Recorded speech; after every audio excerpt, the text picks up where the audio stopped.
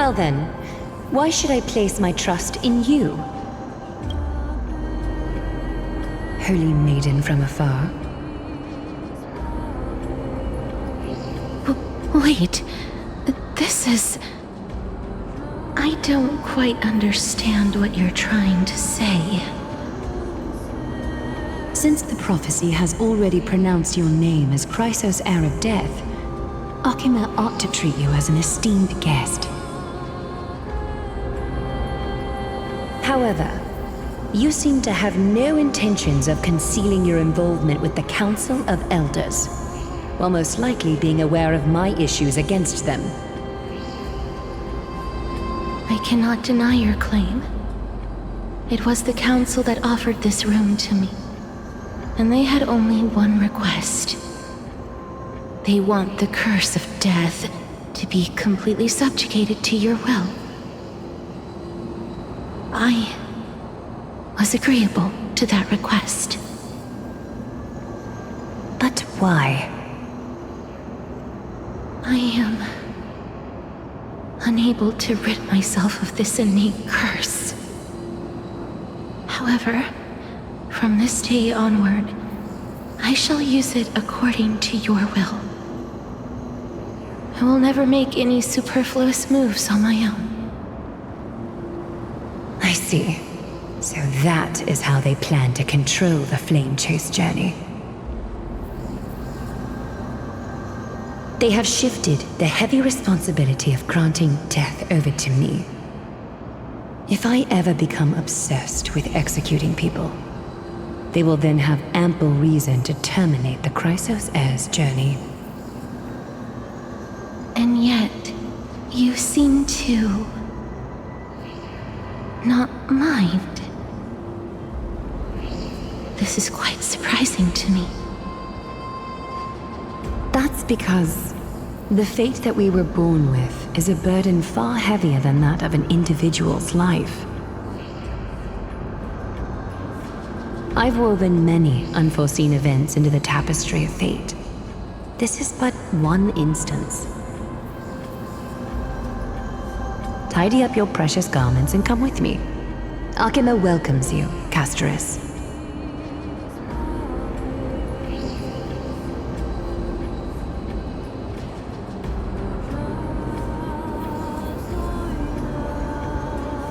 I didn't think we'd find vestiges of memory here. Maybe they've got something to do with Orynyx's rune? Perhaps, but I do not need a reminder from them. This memory is one that I will never forget.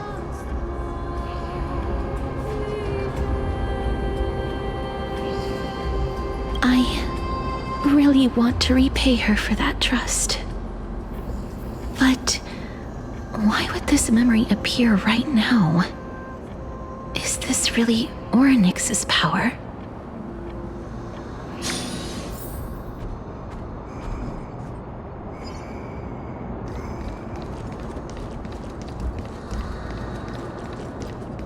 Could these dead monsters actually be... If Lady Cypher is to be believed, this could be the handiwork of Why are the Black Tide monsters here too? Can they swim in the River of Souls? Even Thanatos wouldn't be able to accept Black Tide monsters into their realm.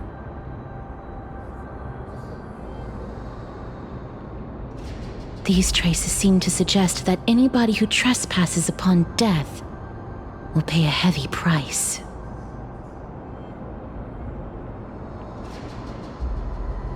Since the realm of the dead must remain peaceful, it's imperative that we rid the place of such discordant noise.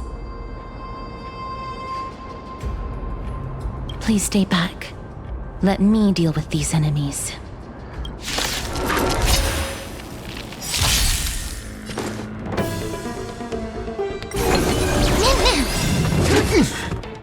Now accept your punishment.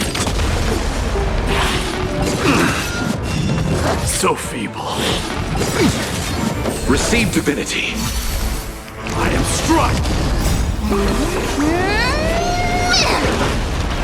mean? Burn it all!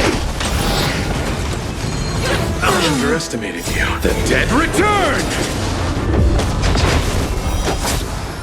Trinity is before me. Watch over you and guide you on your path. Forever doomed! Now accept your punishment. Torment and doubt, farewell. Burn it all! The winds of battle never cease. The path ahead is blocked by the River of Souls again.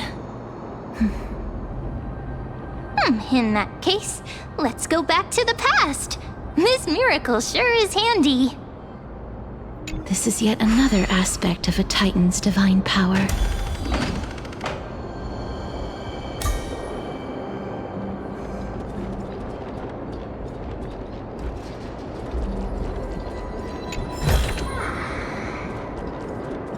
If Dan Heng was around, he'd definitely be able to raise the waters of the River of Souls into the sky.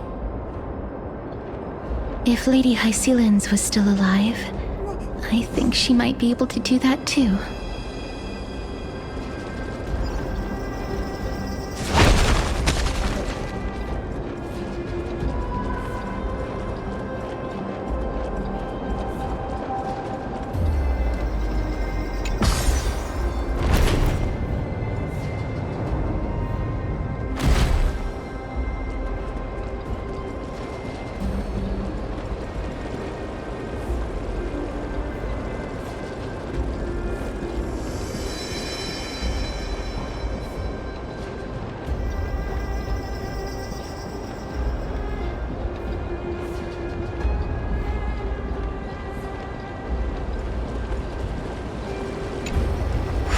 You seem to be able to discern both the past and the future.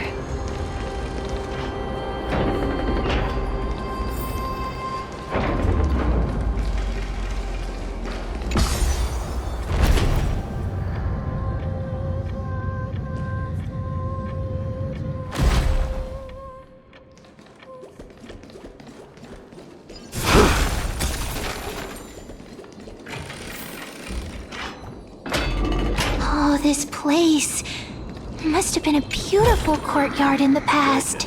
Buy some new armor for your tribe.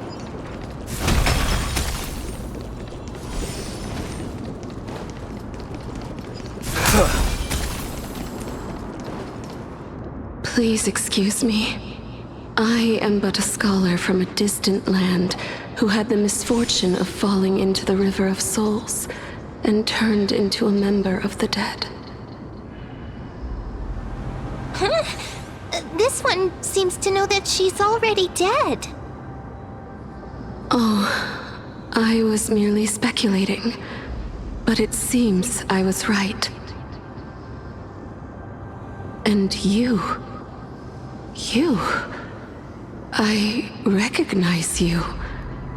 You're the Holy Maiden of Death from Idonia, right? I'm sorry. I cannot bring you back to life. However, should you desire it, I can end your prolonged limbo. I'm well aware of that. Even if you were able to revive me, I would never choose that option. That's because I didn't fall into the River of Souls by accident. Instead, I leaped into it to seek my death. Why? If you could see the life I've led, then you would not reproach me so. My life was far too miserable. But I did not expect things to stay the same even in death. What a joke. In escaping my mortal life, I've entered a millennium of pain instead. Circe's above. What cowards humans are. For we fear both life and death simultaneously. I'm sorry. I am also powerless to answer that question. That's all right, Holy Maiden. At least you are able to respond to me. Please, grant me death. Circe's above. Does this count as thinking till the moment I die?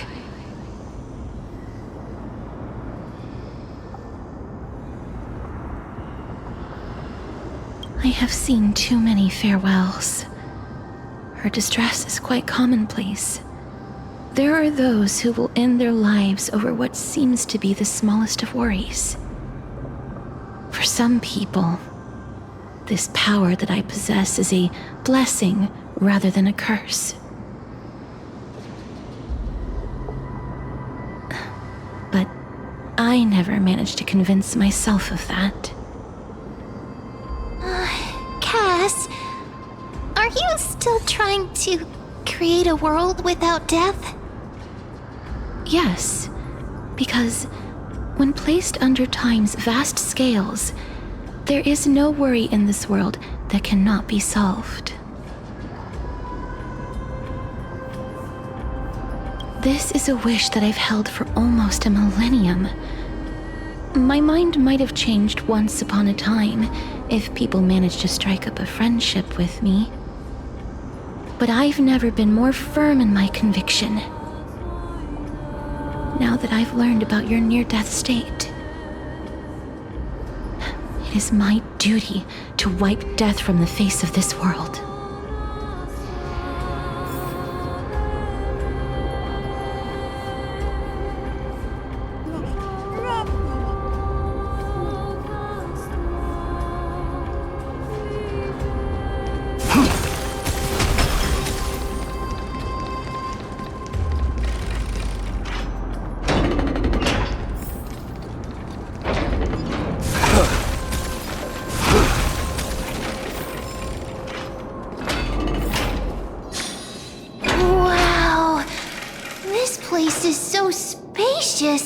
Is this the kingdom's vault?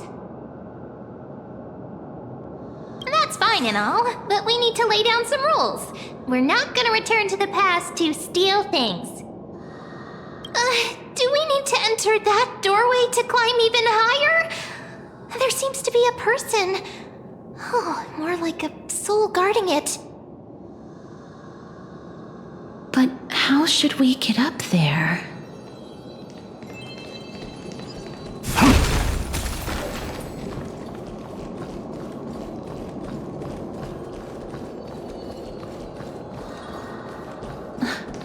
The path is blocked yet again.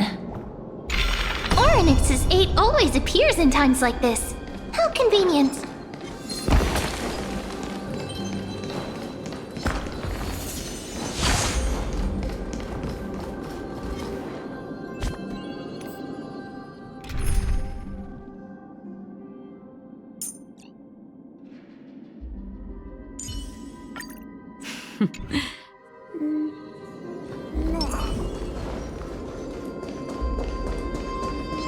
Stream forth, gleam of old blades.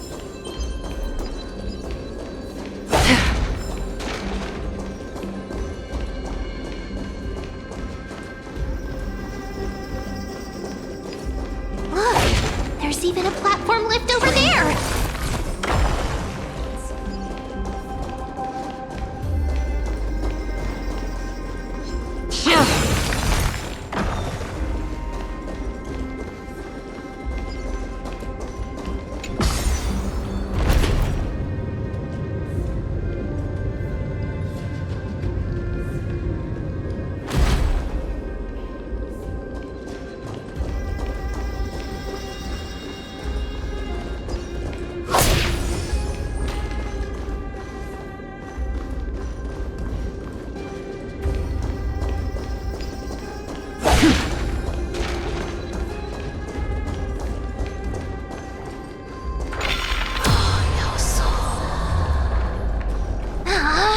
Chest of the past has been left behind, but none of its treasures remain inside.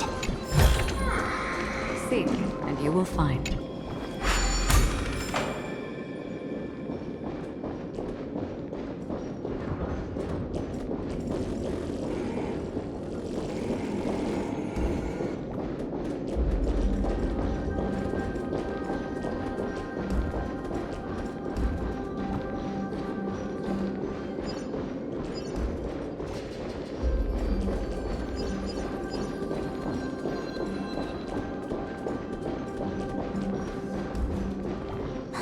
wait! What if the miracle suddenly loses its effect? Ma'am, do you really want me to answer that?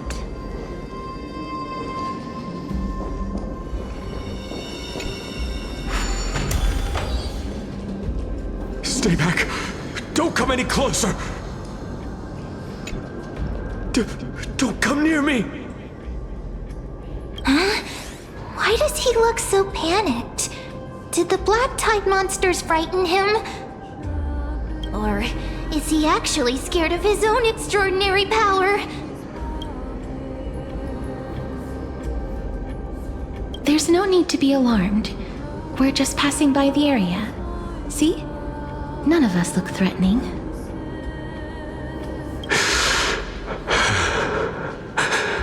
You have a point. Although, while this might once have been the royal vault, it's since been plundered empty. So please go away right this instant. You've misunderstood us. We simply heard your shouts as we were passing by, then decided to come over to find out what happened. My goodness. Did I really yell out loud? How rude of me. I'm sorry to have bothered you. I merely saw a warrior. While that spirit didn't harm me, his blows really packed a hefty punch. A warrior? Could it be... Wait a minute. You seem to be quite different from him. Are you actually alive? How can you walk around here while alive? It's a long story. We're here to seek an audience with Thanatos. Thanatos? Who's that? Is it possible that he's also living in the era before death descended? Death. Could it be that you are here to defeat the evil dragon Pollux? Pollux? Is that the embodiment of No. Death? According to the warriors under the Centurion's command, that evil dragon has been dead for quite a while. The curse that condemns people to death didn't originate from it. But they saw a girl within the dragon's embrace, and she is the true Reaper.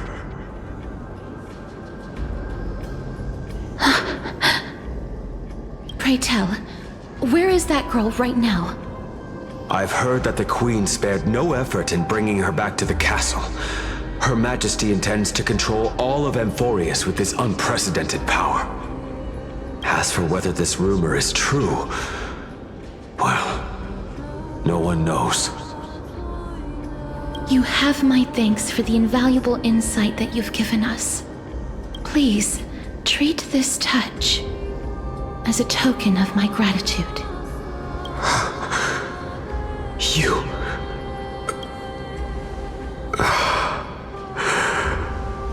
Thank you. This is his...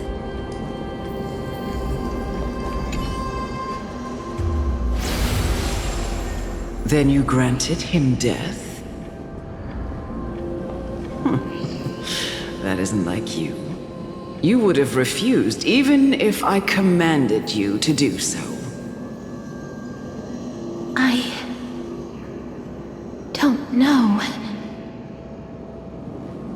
I did it out of sympathy, believing that I wouldn't be racked with agony, but... I am still in a state of turmoil. Sympathy? Sympathy for that youth who triumphed in every battle? That young man was favored by Talantin, who taught him a move that will defeat any mortal enemy with a single blow and emerge victorious every time. He could rely on that move to always achieve victory during Era Chrysia. However, now that death has descended upon the mortal realm, that divine swordplay also means he can send others to death at will. In other words, You feel that he's similar to you. yes. Since he can never be inferior to others in martial combat, death would be the inevitable outcome every time he strikes. That's why he approached me and pleaded. Pleaded for me to put an end to all of this. You are perhaps feeling lost from making your peace with death in so abrupt a manner. I have not made peace with death. I've seen the people of Idonia stand tall and proud in the face of death. Even before the fated finale arrived, they were already content with the lives that they'd lived. They had such proud expressions. Expressions that made me believe death would be an insult to these mortals if the concept is truly a power that a god had carelessly cast down upon the world. Perhaps death's authority was never meant to exist in this world. Just like how I shouldn't exist. I won't refute your beliefs for now, but would you be interested in listening to a story of mine? It's a fairy tale from foreign lands, told by the person who brought you to me in that ice field long ago. A tale told by the Queen of Styxia. What? Wait a minute. That means the girl born in the dragon's embrace, the personification of death these souls talked about. That's you, Cass? I've already had an inkling for a while now, but I honestly have no memories of Styxia. My memories only begin after Amunet brought me to Idonia.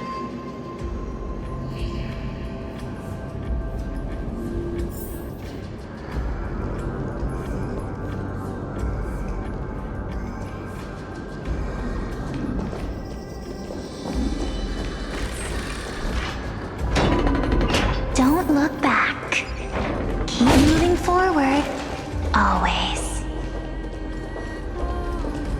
It's... Shut up! Just shut up! Even if that girl is evil, there's no reason for you to absolve that monster. It was the both of them, who trapped us in this crevice between life and death. Don't be scared. They haven't noticed us at all.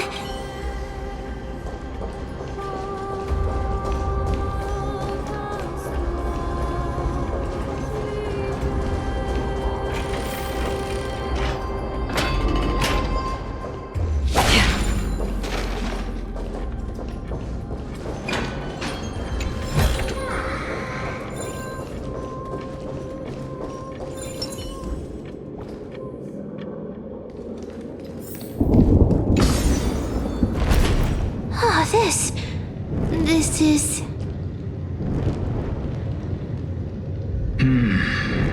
Living ones?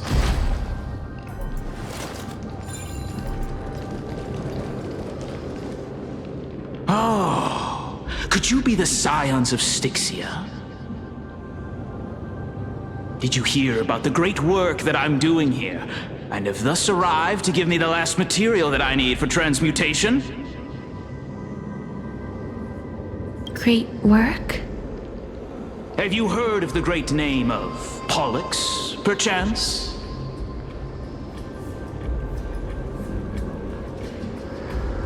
You don't have to describe it like that, mister. You have? Then that's good. During the Age of Myth, a time likely before your birth, I was the unsurpassed zenith of alchemy that none could reach. On the shoals of the River of Souls, I shall make Pollux soar again and bring death back to the world. But didn't that dragon already bring death to the world? Oh, looks like you don't know the whole picture. Well, it's true that the missing girl can grant death to mortals. Pollux, the one who delivered her onto this world, makes it so that humankind cannot die. So, it's just as I feared. This is my guess. The deceased are supposed to drift down the River of Souls until they reach the end of the West Winds. But this River of Souls was blocked. That's right. That's why it's imperative that I bring the dragon back to the mortal realm and make it soar the skies again. I have long since prepared my alchemical matrix in the tower. Although, I am still missing the most crucial material of all. That final ingredient, the final sacrifice, is none other than the girl who lives out her days with death. Huh? What's going on? You didn't touch him, did you? I know that I am no longer capable of carrying out that task. Take this, all of you, and please fulfill that great undertaking on my behalf. This... We had been inebriated in Fagusa's feast too long before we began to seek divine bestowed death, so that we could be freed from the whims of fate. However, that brought doom upon us. Instead of summoning a supreme god, we encountered a monster that cut off the River of Souls. That detestable dragon Pollux denied all the dead from the gates of the nether realm. Unable to rest in peace, these departed spirits engulfed Styxia like a roaring tide. As a result, my city and its people no longer exist. That child is the only person whom I managed to save. Born within the evil dragon's abdomen, she has possessed the talent of death since her birth. She must have been granted to us by the gods as a chance for us to atone for our sins. Please, you must nurture her to adulthood and prevent her from experiencing all of the suffering that we went through. I promise that I will care for her as a mother, that I will protect her from the evils of death. By Fagusa above, thank you for your kindness. As her mother, please bless this child with a name. Before I am swept away by the River of Souls, please let me know how I should address her in my next life. Oh. Like how a transient raven butterfly, a fleeting papilio castor, perches on the twig of death. Castorus. That shall be her name. That's where my name comes from?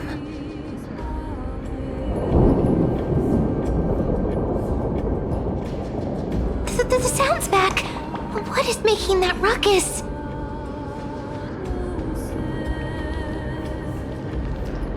The living ones, don't waste your time bickering.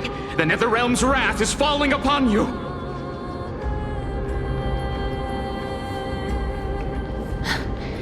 Black Tide Creations. When did they... Mister, please fight them with caution. Be careful not to suffer the same fate as those Black Tide creatures!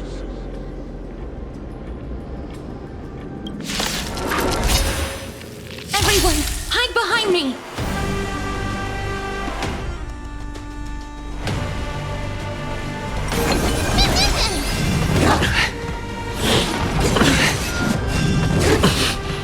Receive divinity. Destined for oblivion.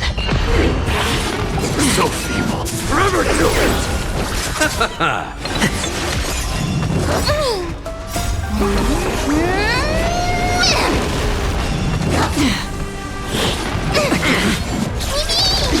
Burn it all. I am struck. Burn it all. Now accept your punishment.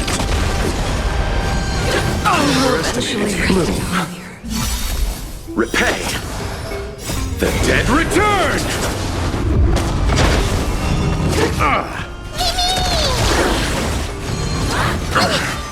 Receive divinity. Conquer all lands. Forever do it! There's so many of them! How are we holding up?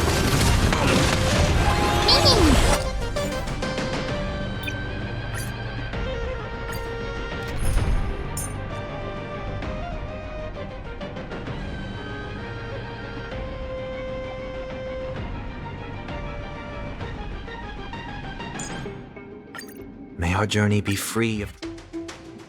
Everyone, hide behind me!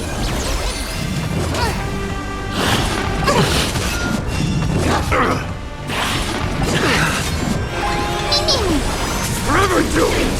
Moment to doubt farewell. Watch over you and guide you on your path. Burn it all!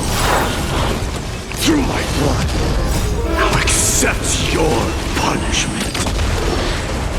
There's so many of them! How are we holding up?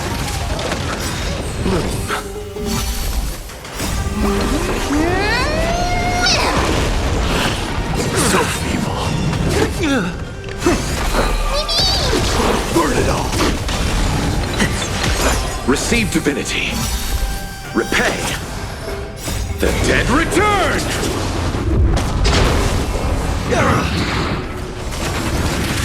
This trial is fitting. Fury upon you! Serenity is before me.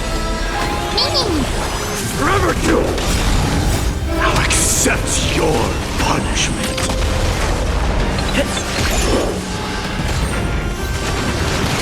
So Moon. Moment to doubt farewell. Watch over you and guide you on your path. Burn it all! Here. For the feast of strife. Upon their triumphant return. You? Lord Mighty? Lord Mighty, you've been through some tough battles once again. That black tide is endless. My death is only temporary. I will find my path of return and go back to the world of the living and continue my protection. Lord Mighty, I have always wanted to. Why does death reject you? I'm the one resisting it. I must resist the temptation to go with the flow. I'll go against the current and kill my way out of this cursed nether realm. That is my destiny.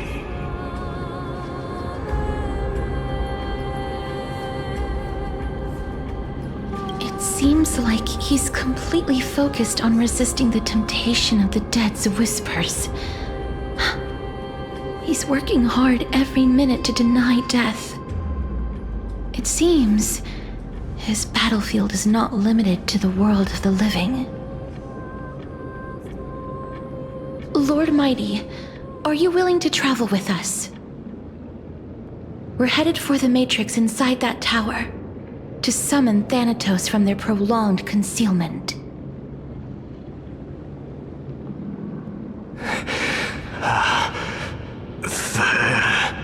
Thanatos. Challenge. Death. That's right. If we can work together and defeat them, you won't have to be troubled by the curse of immortality any longer. Let's go together, Castorus. Let the person who has brushed against death countless times guide your way. Cass, are you sure you want to do this? The alchemist said he wanted you to be a sacrifice. I'm not afraid. There's no reason for us to turn back anymore. Rather than standing still, taking action is by far the better option. Perhaps fate might take pity on us today and show some compassion.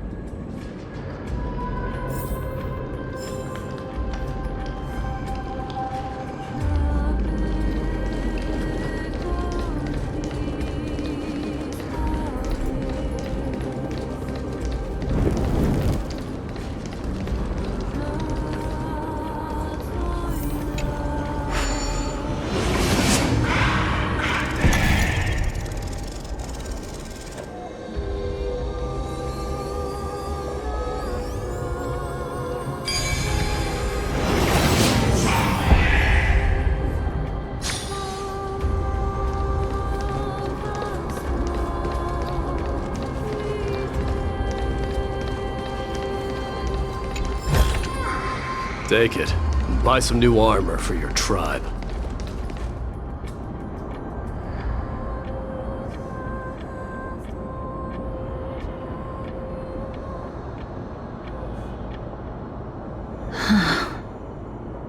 This is going to be difficult.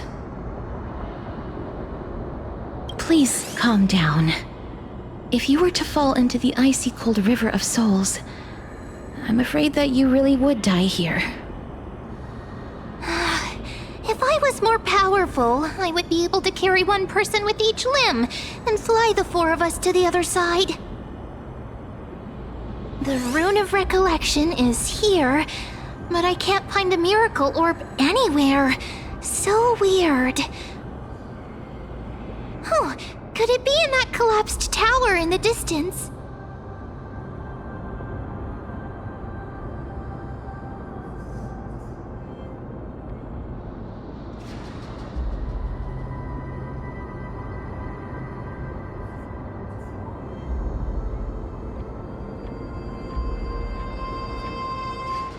It's still up to me to step up in a crisis. Wait here. I'll go check things out.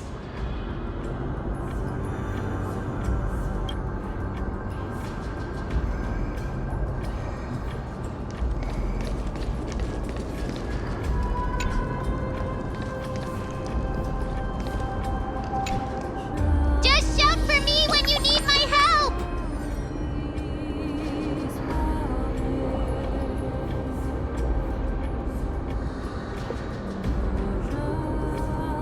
Got it! Just leave it to me!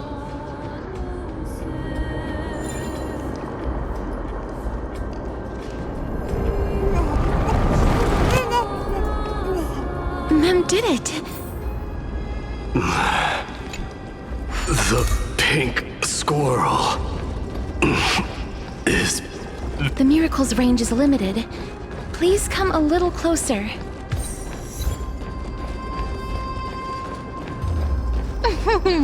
Aren't I a good fit for Orynyx's priest? Of course. You're the most competent priest ever.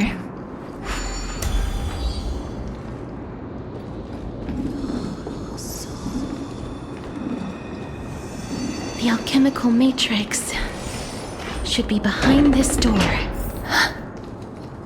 Is that...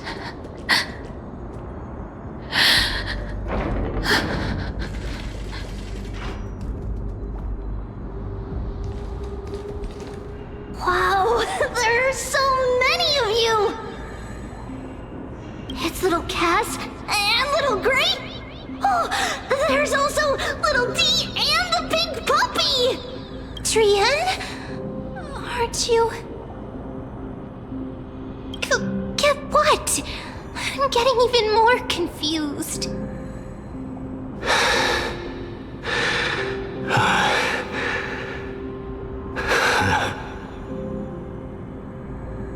This is the first time I've encountered a deceased friend while going upstream in the River of Souls. It really works like this. Just like the other departed spirits we've encountered along the way. I'm also unable to sense the aura of the living on Lady Trian. Yup, you're right. Trian already knows that she'll not be able to return to everyone's side. But Trian believed that little Cass would eventually return to the Netherrealm. So, Trian has been standing here, at this spot closest to the world of the living, and waiting for little Cass. Oh, it must have been very tough for you. But according to what Trian said, we're almost at the entrance of the Netherrealm. Trian promised Trevi and Trinan that when little Cass got here, Trian would get the gift ready and be the first person to run over and welcome you. So, little Cass, don't cry. Please, accept this. We finally finished it! This is what Lady Trevi once mentioned.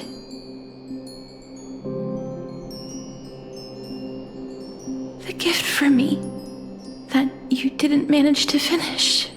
The Holy Maiden of Yanis. Even when separated by life and death, their thoughts are still connected. Trian spent a lot of time drawing this. Trian hopes that little Cass likes it. Seriously? It's seriously a wonderful drawing. Lady Trian.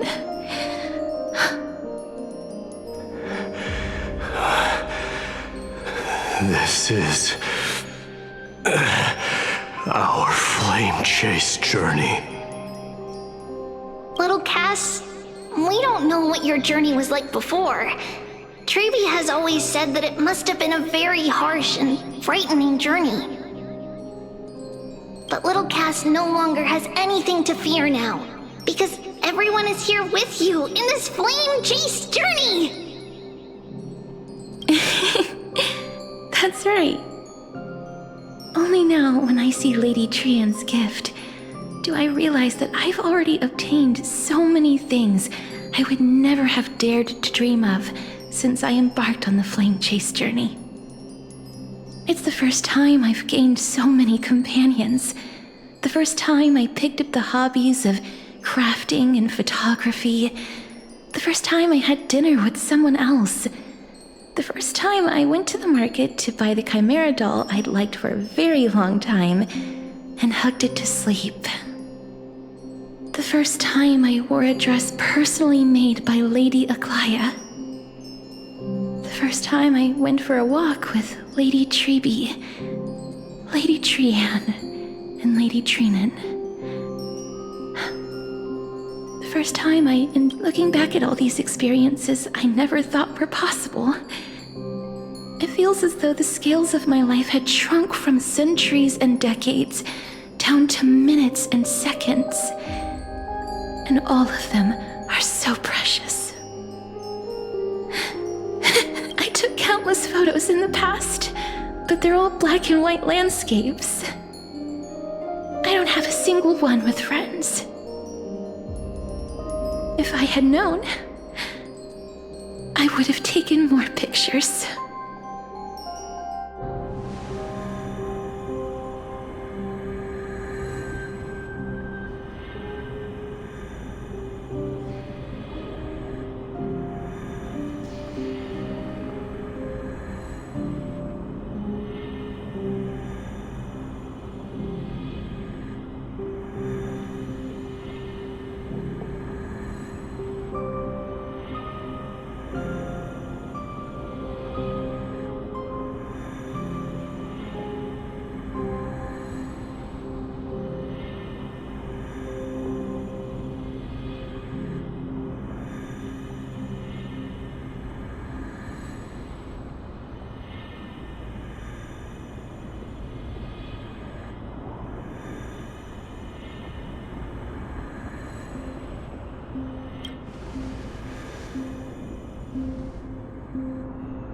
Trianne says yes! Trianne likes little Cass and would love to take a picture with little Cass. Sadly, being departed souls, our images cannot be captured in the world of the living.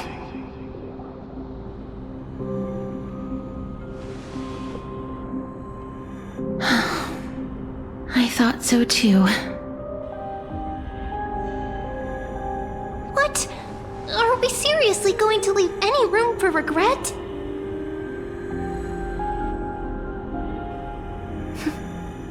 There won't be any regrets. This vivid drawing surpasses any photograph from the world of the living.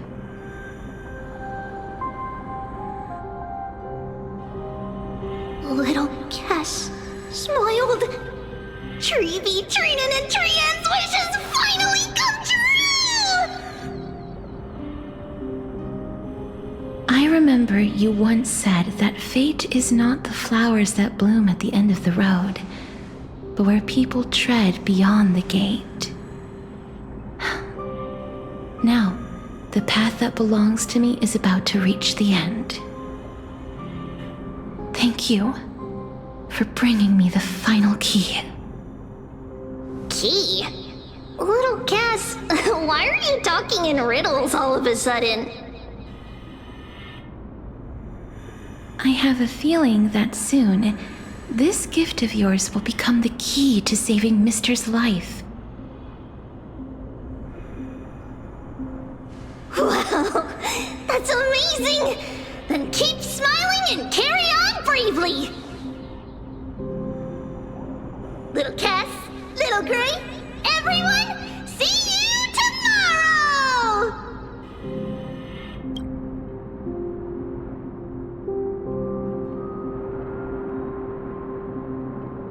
Lady Trianne. The aura of this place. We have indeed reached the end of the stream of souls. If I go any further, I might lose myself. I must leave now, for the black tide still wreaks havoc in the realm of the living.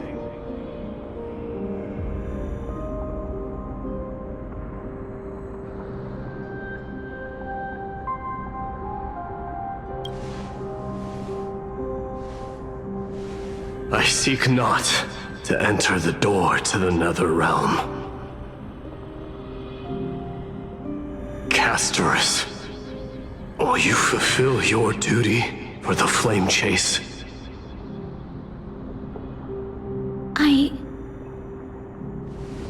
I have yet to make my decision, Lord Mighty.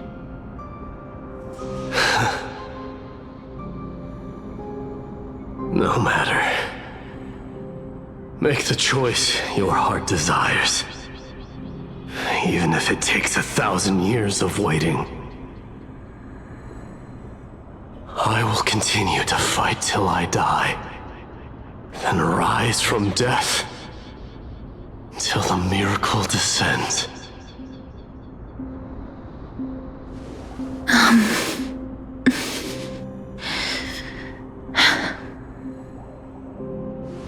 There is one more thing you should know, Lord Mighty.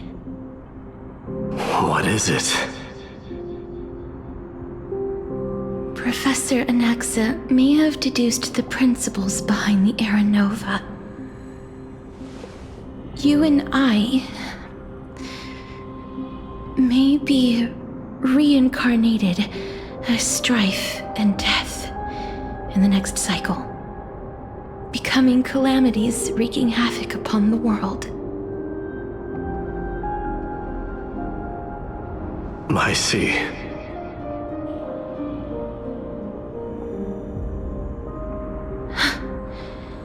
Is that all? Are you going to accept such a fate without complaints? Do you have a strategy to shatter the shackles of our fate? I haven't found it yet. Perhaps I never will. Then, cease wasting your thoughts on futile matters. Control what little you can. And when fate's inescapable grasp comes, resist it with the strength of your mighty will.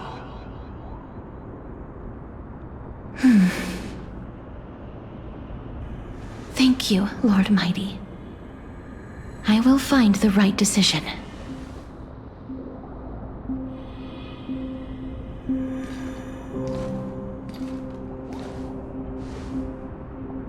In the name of strife, may you meet a fitting end. This must be the alchemical matrix the spirit mentioned. Let's see. We need to insert Aquila's sky, Georios' earth, Kefali's fire, Fagusa's ocean, and Nestia's love. It seems our sweet Princess Homebody has made up her mind. In that case, seamstress, I suppose I no longer need to deliver your message. My time is rather precious after all. Whether you wish to break free from death or not, please, follow your heart. By the promise you once made, I ask that you fulfill your duty one final time. Castorus, please, live as a human, and die as one. According to that alchemist, the final piece is supposed to be me. However, he is not privy to the past, and therefore cannot see the full picture. The past? I saw the twins of death in Kefali's memory, and now I am certain that I was one of them. The trial of the Hand of Shadow demanded taking the life of your family. I died during that trial, falling before the gate to the new world. And my sister, whom I never met, became the Titan Thanatos of this cycle. She was consumed with regret over my death, so she used the Titan's authority to reforge my soul. Yet, it also means she has never revealed herself to anyone, hidden away from the entire world. That's because the Titan she became already fell at the start of everything. They died for me, and now lie in slumber in the River of Souls. You mean Pollux? That's right. The River of Souls is no material river. It cannot be blocked by ordinary means. Only a divine corpse can prevent the dead from reaching the next world. And that's why we have to awaken Pollux from death before we can retrieve the core flame of death. We have to reforge its body with the power of alchemy. But Cass, if that alchemist speaks the truth, does that mean you're also part of the dragon body? According to those departed spirits, I was indeed born as the dragon's twin. But before we talk about that, have you heard the sighs?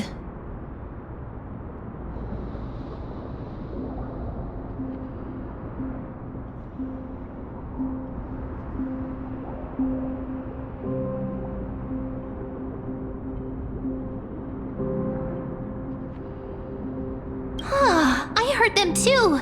So what are those? I think it's probably the sign of Pollux's wish being fulfilled. They must have realized how heavy a price they'd need to pay when they used their divine authority to resurrect a dead woman. That's why they exerted every ounce of their strength to send me to Styxia, a city that called for death, a land where none is hostile to death. They never saw their wish fulfilled and fell so prematurely, all because they wanted to give me a new life. Pollux must really want to know how their sister has been after giving their all to save her. That wish is the reason Pollux's soul still lingers in the mortal realm even after their fall, quietly watching and documenting every detail of their sister's life. So instead of picking up objects on the way here, we were instead showing things to a strand of yearning that lingers here. Now, we must weave these yearnings together and restore them into Pollux's complete soul. but all of this is just a hypothesis, right? What if we go through with the ritual and it turns out totally different? That's fine. As Professor Anaxa often reminds us, such is the nature of alchemy. The true outcome can only be known once the process is complete. This is why alchemy is also known as the miracle of creation. Now, the puzzle of Pollux's yearnings is nearly complete, with only one final piece remaining.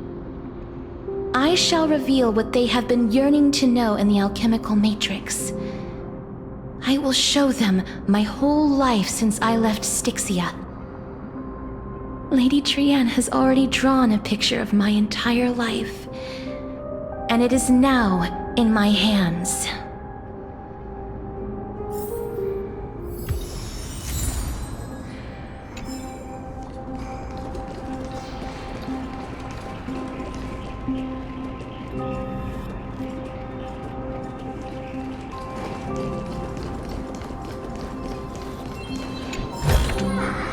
You may have it. Consider it your reward.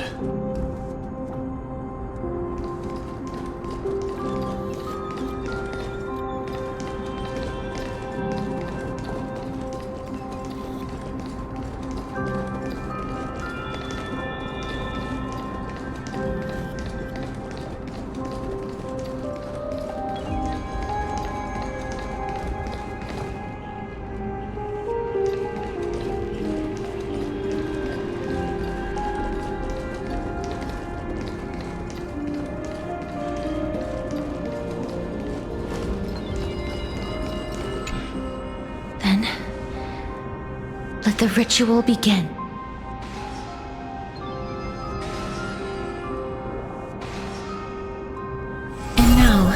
The objective is complete. That is all. Such is what Professor Anaxa always says after preparing for an alchemical ritual.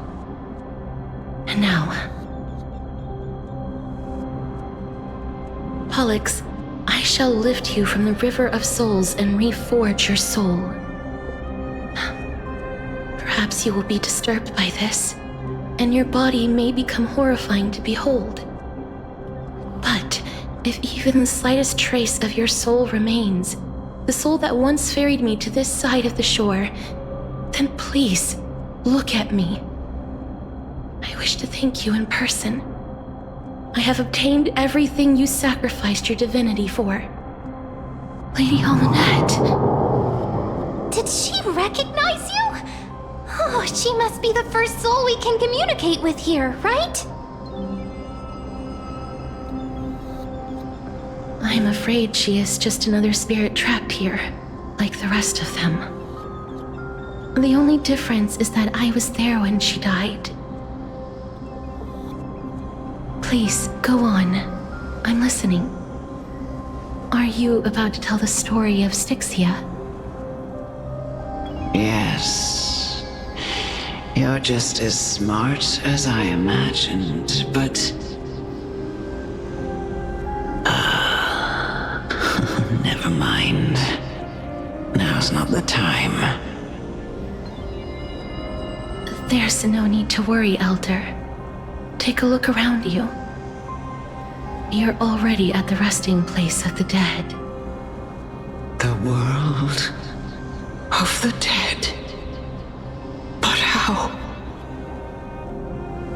I understand that you chose to remain silent about the story to protect Castorus, the girl who coexists with death. But you no longer need to hide that story. I can assure you that you have protected that girl's life well. Oh. Well, in that case, let me begin. Styxia, the pearl of the ocean, plagued by unwarranted calamity and ravaged by death in the fairy tale. It was the first city-state to shift their faith towards death, even before Idonia did. From where you stand now, I suppose that's a bit hard to believe. Right? Indeed. I cannot imagine that those from the Era Chrysia, blessed with eternal life, could ever yearn for death. I have pondered the same question, child. But I am afraid there is no clear answer to it. Journeys and epics are only glorious and magnificent because all things eventually fade to dust. That's how someone once explained to me why death is necessary to the world. But I still can't take that as the final answer. Would a world without journeys and epics be worse off?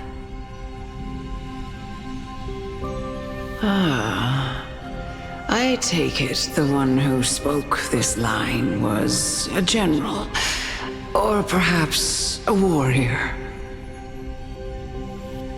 I, however, did find some inspiration in these words. Would you like to hear my thoughts, Castorus? Please enlighten me, Lady Almanette. Though I have already made up my mind on how to handle the authority and core flame of death. Your words might truly guide me toward the path forward. You and I are neither warriors nor generals. Therefore, journeys and epics cannot truly resonate with us. But what if I reframe it like this? What if love is not a trait bestowed upon mortals by Nestia, but a blessing from death? Love. No one ever invented the word cherish in the era when life was eternal. For all the good things in the world could be revisited endlessly, and every bond formed carried no risk of being severed. The so-called Era Chrysia was an age devoid of both virtue and sin. People did not truly live. They simply existed, going through the motions without passion or purpose, then waiting for something to happen. Perhaps the people of Styxia chose to embrace death not out of fascination with its cruel and fearsome side, but instead became fixated and obsessed with the impulses and desires tied to a finite existence. Therefore, death is not a thing of fear and desperation, but... That's right, Castorus. It is the reason we shed tears when parting ways, and also the original spark that ignited the passion of mortals. If you truly intend to deprive the world of death, then be prepared to witness it return to a state of stagnation. I understand, Lady Amunet. Our limited lifespan shapes all that we know and love. Not even the Death Titan has the right to take that away from humankind again. Nestia's love was the chrysalis of gold's first blessing, but it most likely wasn't understood by mankind. We only learned to interpret this wonderful gift after Thanatos' arrival. If the world was bereft of death, then the Queen of Styxia wouldn't have played midwife in delivering me into this world. You wouldn't have welcomed me into Idonia, and Aglaia would never have invited me to join the flame chase journey.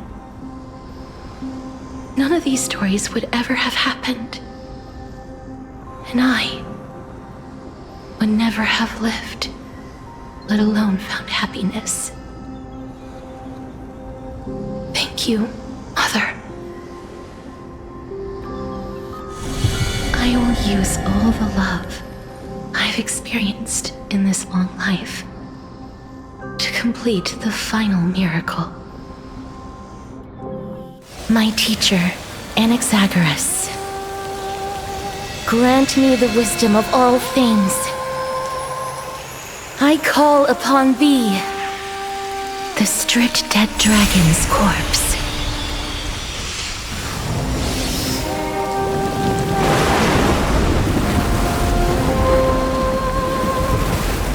Rises from the earth, falls from the sky.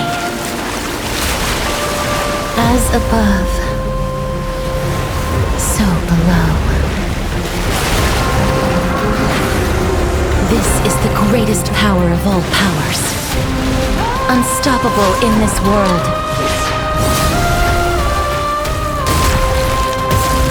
The great work that commands all death. I shall grant you embrace.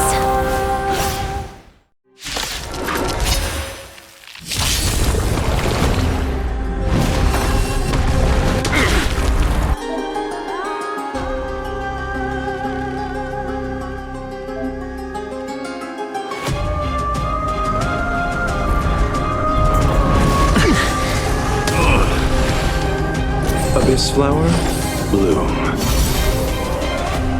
Is the girl who once saved my life truly gone? Or will you show yourself again once we eradicate this hatred and regret? We'll overcome the thorn. Down farewell. Show me your courage. Burn it all.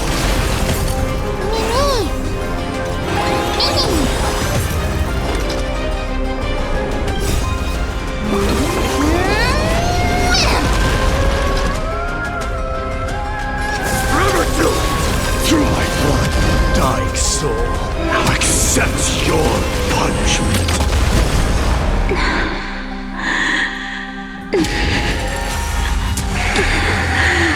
And I know you're anxious. Shh. Don't be afraid. Eternal sleep, the dead return!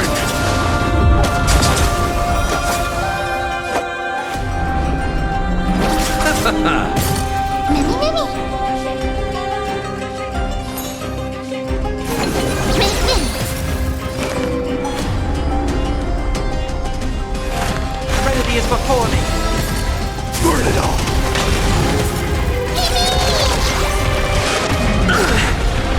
Fury upon you. This mortal form will watch over you and guide you on your path.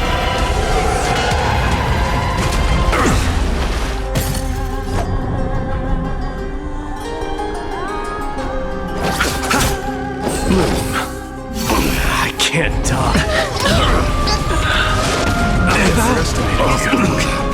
Death refuses me. So feeble. Nothing major. Conquer all lands. Dying soul. Fate now accepts your punishment. Let's settle this.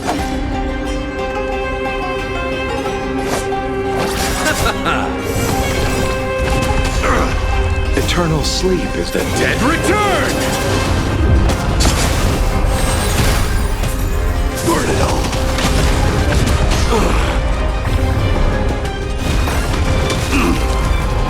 So, death refuses me. There's no more need to weep in grief. You chose the will wrong. grant you peace. Receive divinity. Yes, it's me. I'm back. So feeble. Nothing major. It's... death refuses me.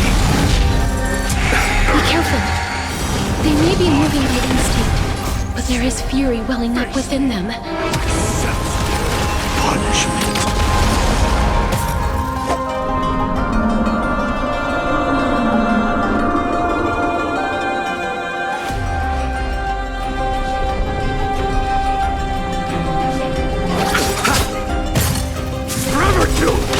Eternal sleep, the dead return! I'll see you off. Receive divinity. I can't die, but...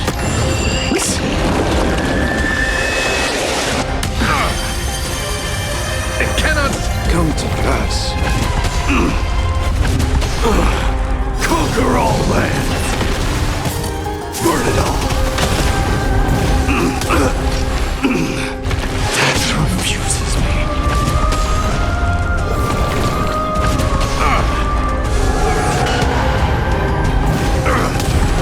It's over.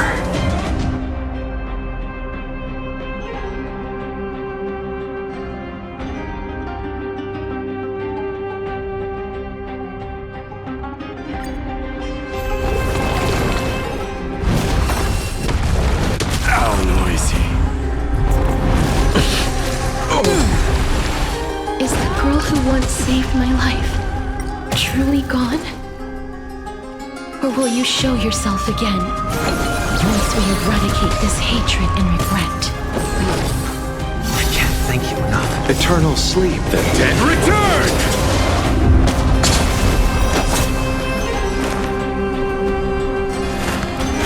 before me!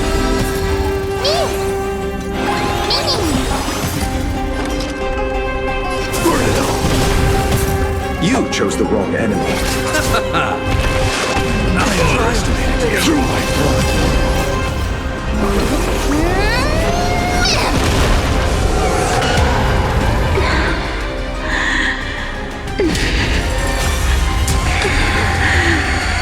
And I know you're anxious. Shh. Don't be afraid. Punishment.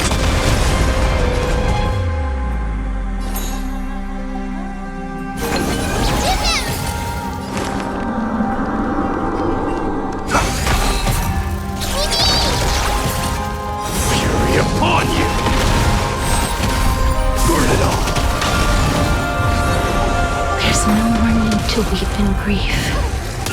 I will grant you peace.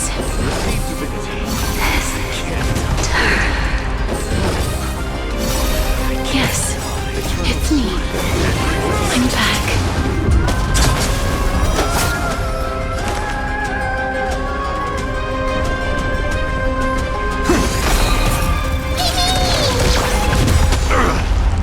This mortal watch over you and guide you on your path. Many, many.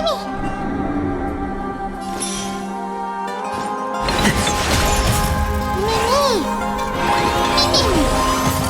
Conquer all lands. Forever do it.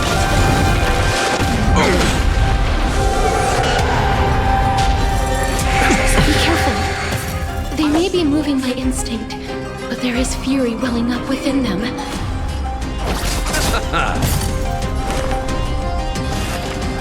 Out farewell. Burn it all. Dying soul, face me. I'll accept your punishment.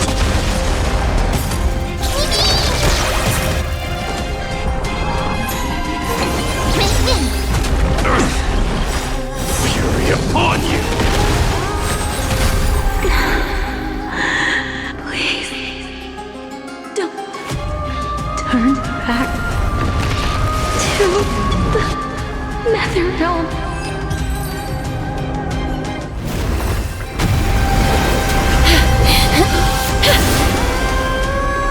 Oh, death. Sleep in peace.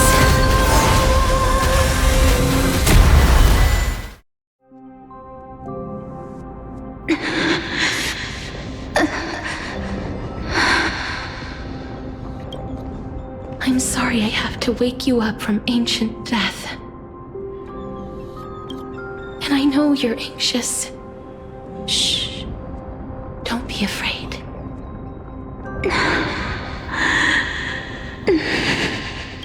Do you remember me? I'm the girl you once carried across the Sea of Souls. I'm sorry I wasn't able to remember you, but with the help of many people, I was finally able to pick up these broken fragments of my past. I'm back, Pollux.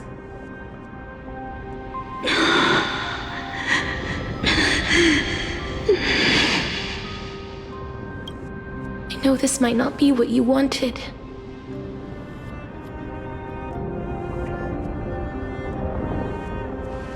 But I have to do this.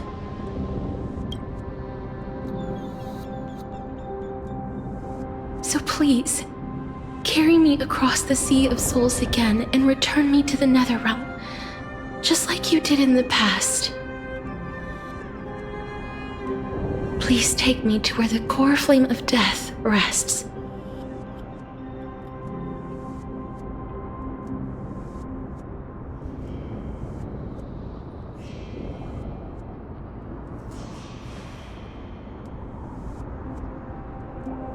I'll be going now.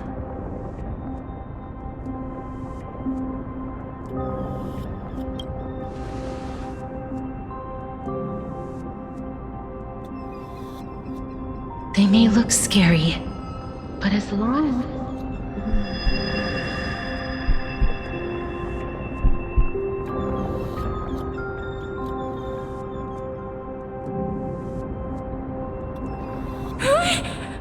What's wrong?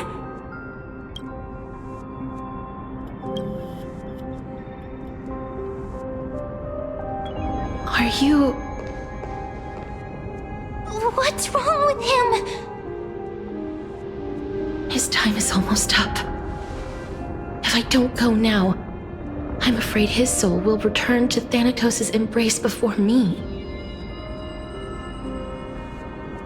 What? Oh no! Is there anything we can do? Don't worry. I promised I would ask Thanatos for the Trailblazers' right to roam the Earth again. Mem, stay here and keep a close watch until I return, all right? All right. I'm the best at taking care of others. Go on, Cass. Make sure not to leave yourself with any regrets.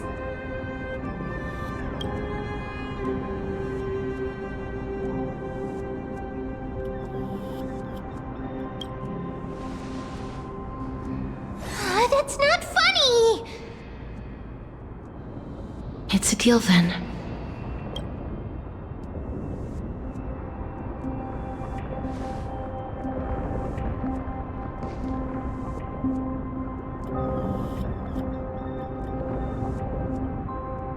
Please.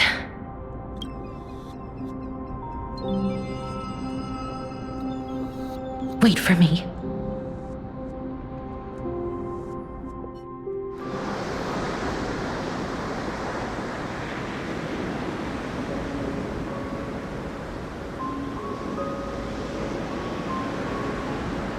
After all that, you still ended up back here.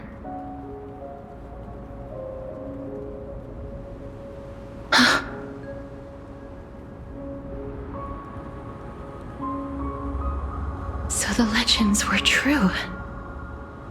The Netherrealm really is a sea of flowers. Yes. Just like the flower fields we tended to back then.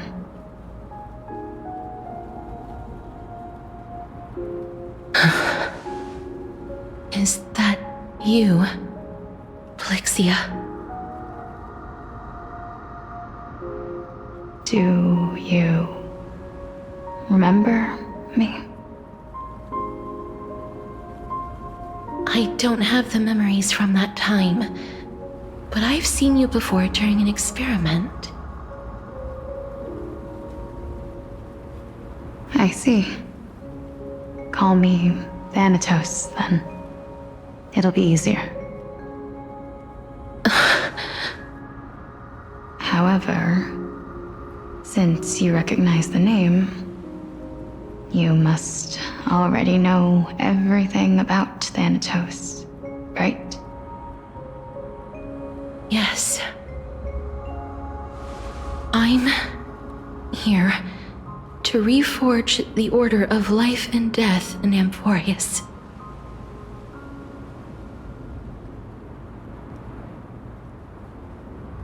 You know, my sister was a sympathetic, but rather sensitive person. Whenever she didn't want to say what was on her mind, she would avoid eye contact and look off into the distance. Just like what you are doing now. Can you tell me about the last Era Nova? What did you do, Plixia?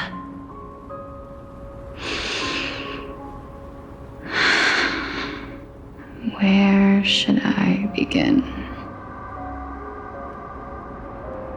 I suppose we can start from the beginning. A long, long time ago, there were a pair of like-minded twins. As foretold in the prophecy, they were chosen to be successors to the god of death. But fate was cruel. The price of attaining divinity was to take the life of a family member with our own hands. That trial was indeed recorded in that memory. Then you should already know that my sister voluntarily gave up her own life so that I could ascend as the demigod of death. But I couldn't accept that. Why did we have to kill each other for a future she'd never see herself? That's not fair.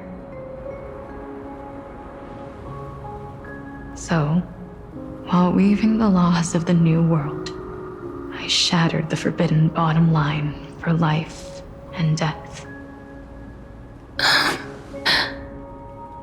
I reshaped my sister's soul and took the form of the great dragon Pollux to carry her up the River of Souls and back into the mortal realm.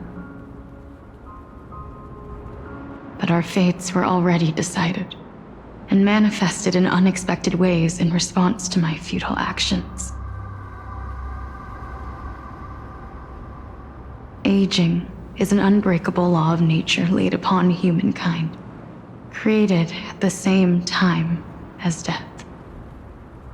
When the living die, their souls will meet Thanatos, who would determine where every soul goes.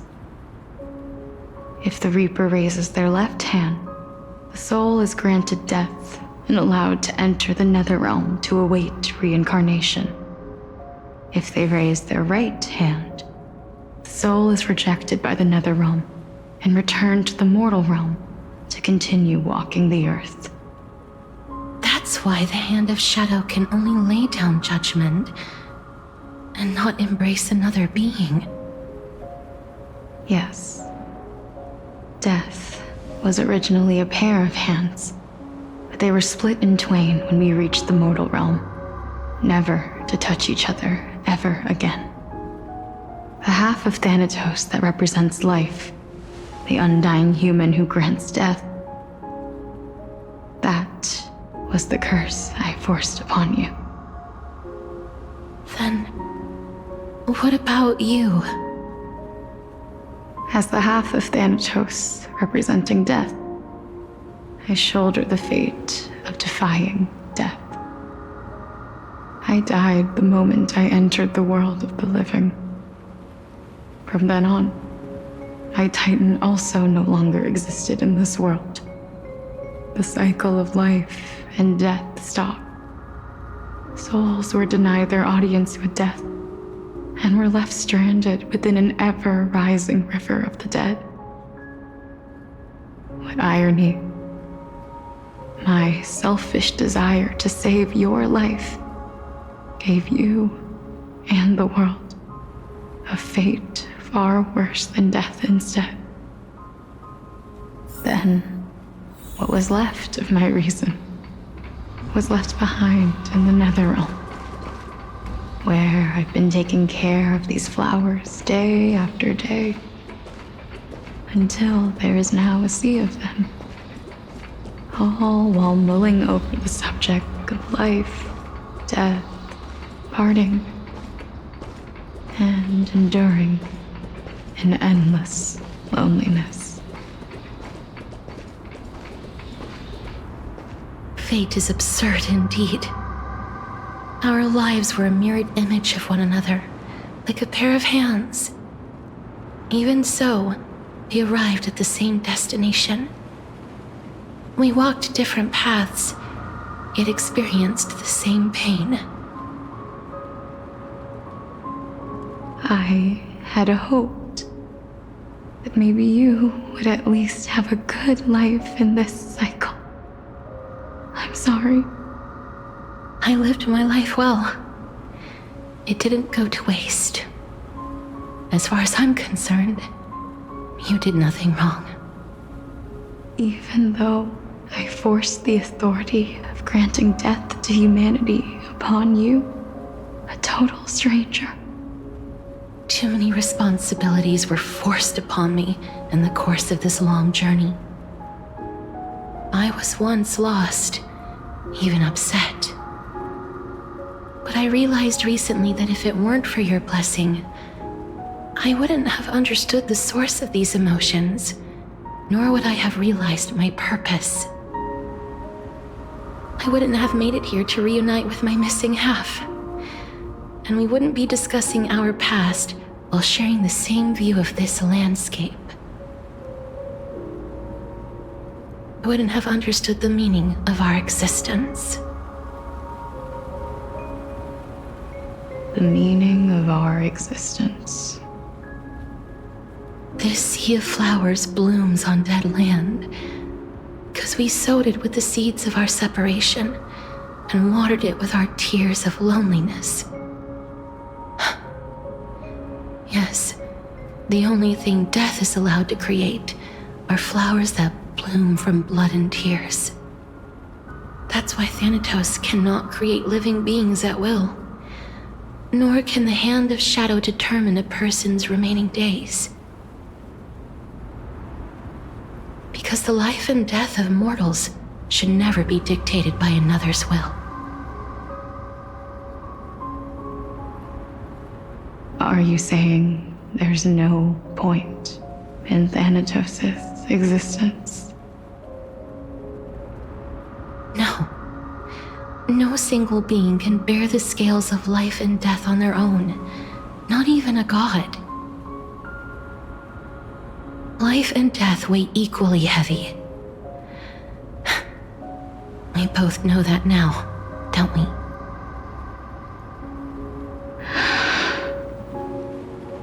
You, too, must have had a difficult life. We've taken quite the ridiculous journey together, haven't we? I had a feeling, even back then, that we would meet again one day. Not to embrace one another after a long separation, but to come in search of retribution. Tell me the answer that's already been written, and let us draw. It's been far too long. I've waited here for centuries, watching day after day as desperate spirits are denied by this lonely wasteland. I always hoped I would see you among them, but I was also afraid of seeing you. I didn't know how I could possibly face you again, but more than anything, I was afraid that you might have forgotten all about me. I know. But don't you see, Polixia? I made it back anyway. You don't have to shoulder death's authority on your own anymore. It was always meant to be held in two hands anyway. So, let's give our core flame to him and have him take it back to the mortal realm. Give humanity back their cycle of life and death. Our responsibility as Thanatos was never about picking out favorite souls. We were only meant to watch over life. Let's tend the field together and create a warm sea of flowers for all the souls to come.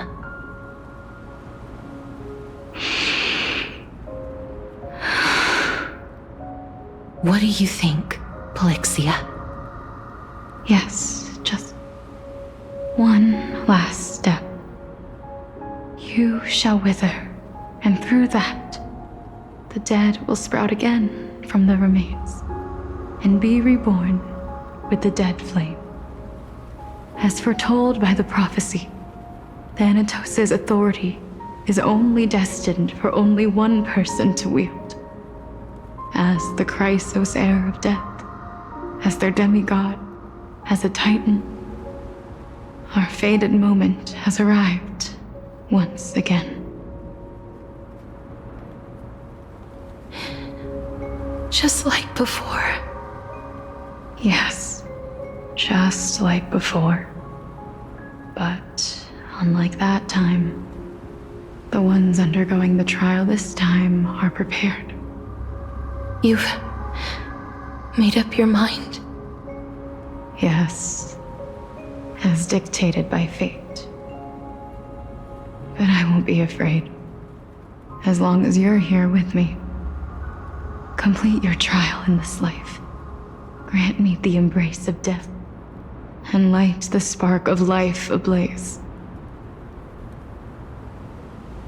You've been tempered by life and death. I know you'll be able to give this wasteland its first breath of life. Like a raven butterfly, flying swiftly into the netherrealm, perching on the twig of death.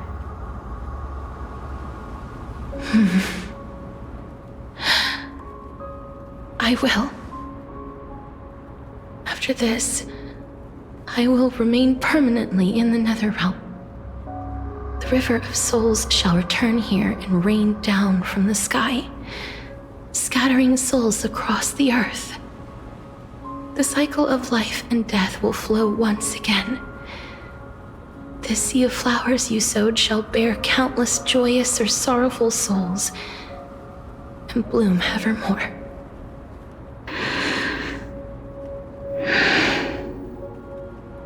Thank you. Just one last thing. Can you grant me one wish? Of course. What is it? Please, don't forget me. I promise you, when we meet in the next world, even if I have endured another reincarnation, even if we do not know each other's names, I will still hold you tightly in my arms, just like what I did when we were born. Castorus. Castorus. You're as beautiful as a fleeting butterfly.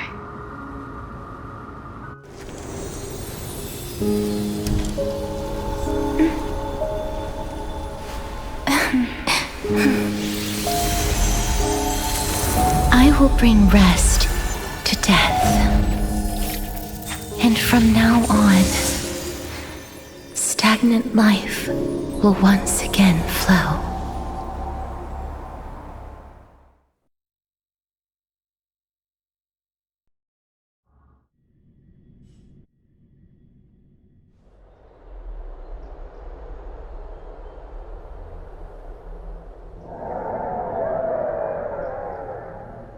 Time flies. In the blink of an eye, the 15th entry hour is already at hand. When this farce is over, your soul will be placed on the scales of life and death. Are you ready? No need to ask so many times. Of course I am. Then why do you drag your feet? Is your fear of crowds holding you back again? I simply find them too noisy. Paying attention to conceited fools like them would be an utter waste of my time. Such harsh words. As I see it, you are no less arrogant than they are. I couldn't agree more. Oh. I did not expect to hear that from you. Are you not going to refute me? I know myself better than you think I do. At the very least, better than a stowaway like you. And they say men whose ends are nigh have but kind words.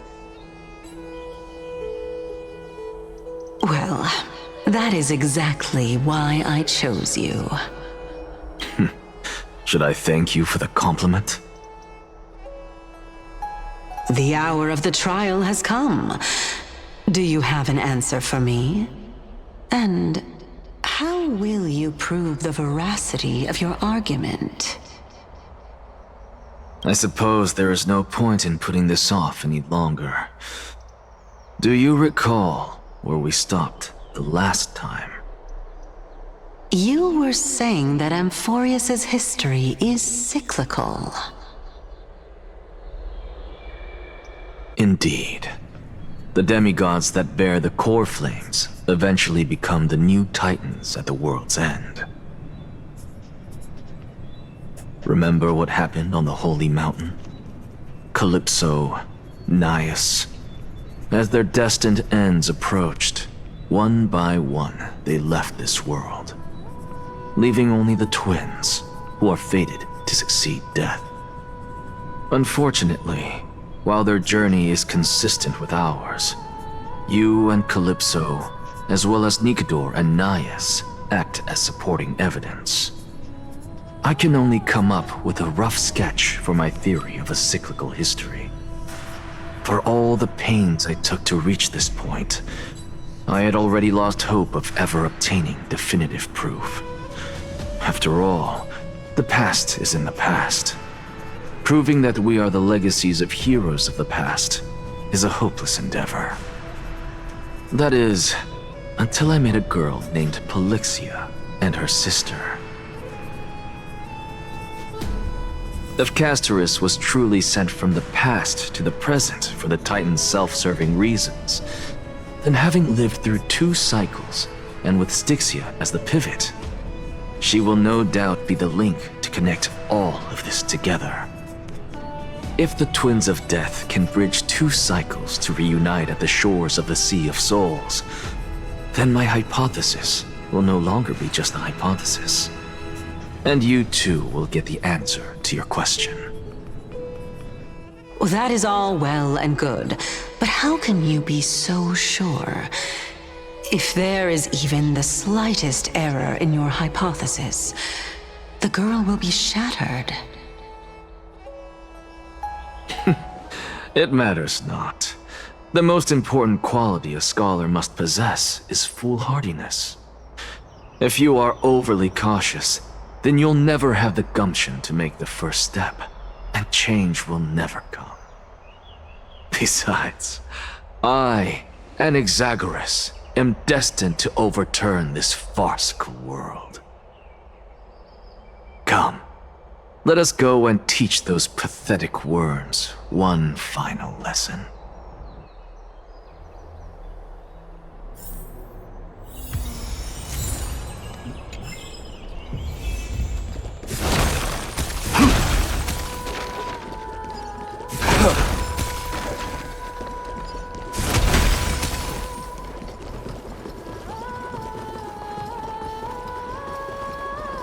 Fine.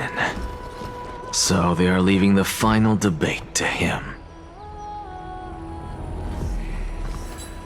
Let those Chrysos heirs who started this terrible war hear you. Let them hear the voices of the people!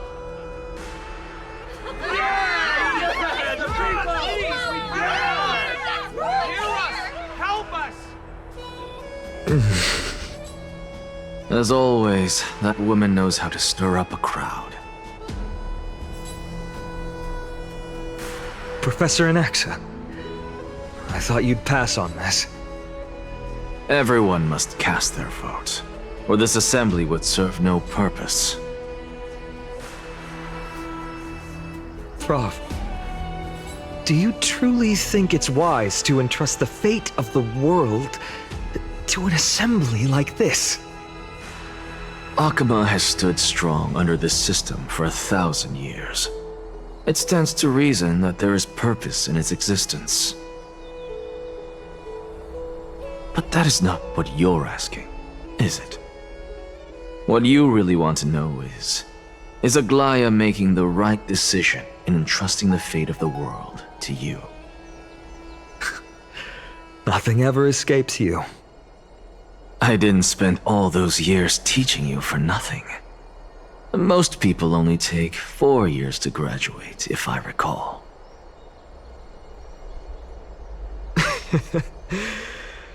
To tell the truth, I feel like I'm on my way to an execution chamber instead of a podium. So, do you have an answer to that question? No, I don't. I thought so.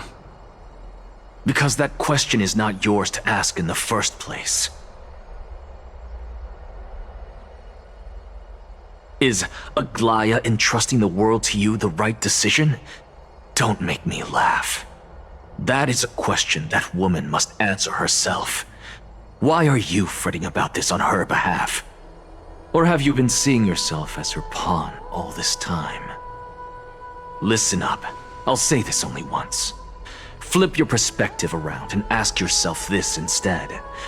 What should I do to ensure that the world doesn't stray from the correct path? That is what you should be thinking about. You still have time, so give it some thought. Oh, and don't bother telling me the answer.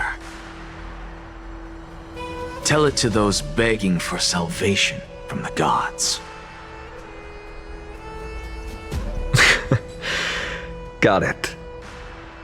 Thank you, Professor Anaxa. That's Anaxagoras to you.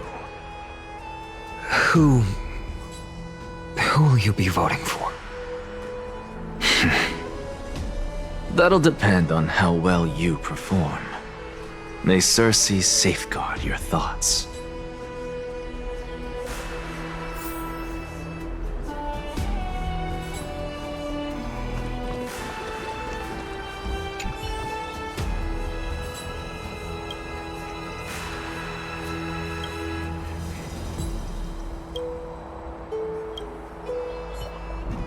I actually don't necessarily mind things remaining the way they are. I wish say it. I'm a little nervous. Elders and citizens, silence, if you please. As the Theoros, I present to you Phinin of Ides Elysiae, virtuous citizen of Akima, and the last speaker of the assembly. Much obliged, Lord Lycus. I remember him. He's the penniless lad working for Aglaya. Where's Lady Goldweaver? Why is she sending this guy to give the last speech? Is this really the end of the Flame Chase journey? Can this dude really face down Kindness? I actually don't necessarily. By Kefali above, dear citizens of Akima, as you look upon me, so too do I see you. I see your fear and misgivings, your apprehension about the discord between the Chrysos heirs and the Council of Elders. And yet, before you contemplate something as grand as the fate of the world, I ask that you look closer. Look beyond the horizon illuminated by Kefali, at the crisis threatening to overwhelm us. What? Ides Elysiae, my beloved hometown, is a village forgotten by time. It is a place with the most invigorating breeze and wheat fields that spread all the way to the sea. I once thought that there I would enjoy a lifetime of peace and quiet with my friends and family. How I wish I could invite all of you to that paradise, far from the noise and chatter of the world. Alas, I can't, because she and all that she nurtured, all that I loved, they have long been devoured by the black tide. My beloved home is no more.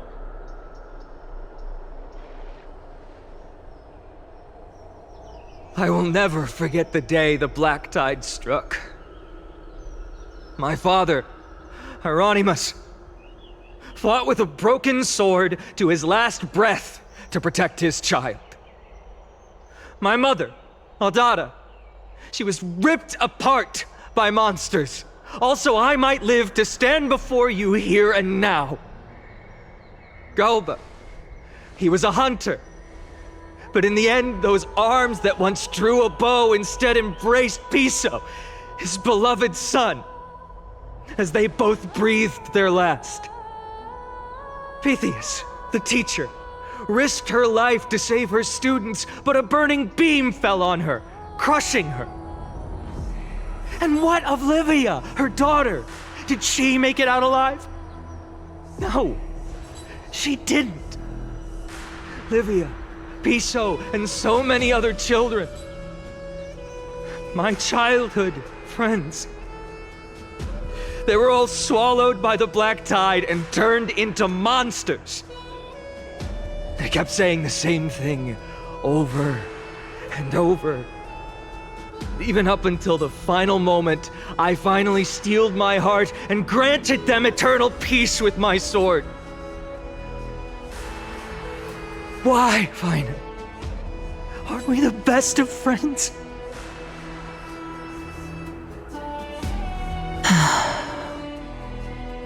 That is the black tide.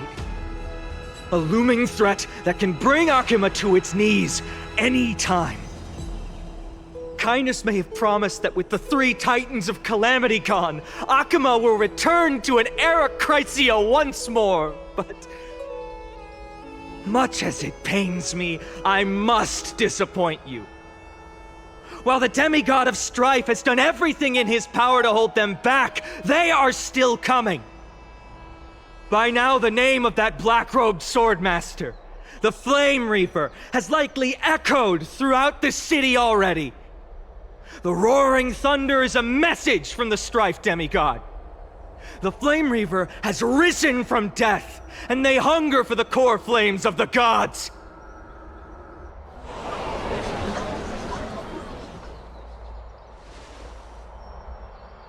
Lies! If such a powerful enemy is indeed approaching, why is Akima still a picture of peace? Exactly! The city of Akima shows no signs of pandemonium or chaos. And why is that? I beg you, spare a moment to think about this. Are we able to stand here and hold this assembly in peace today because the danger has passed? No!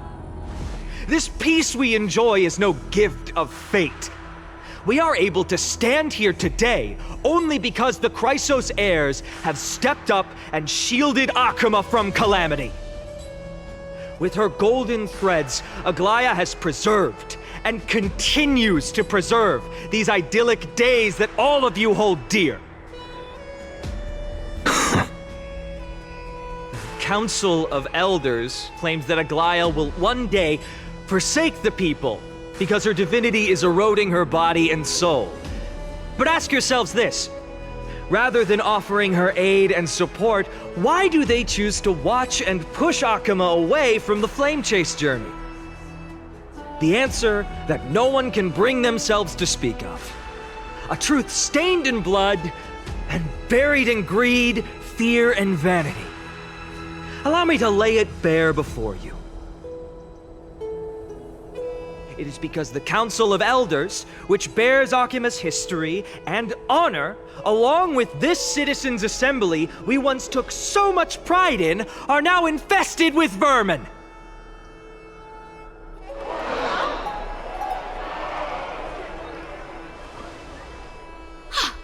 You insolent whelp!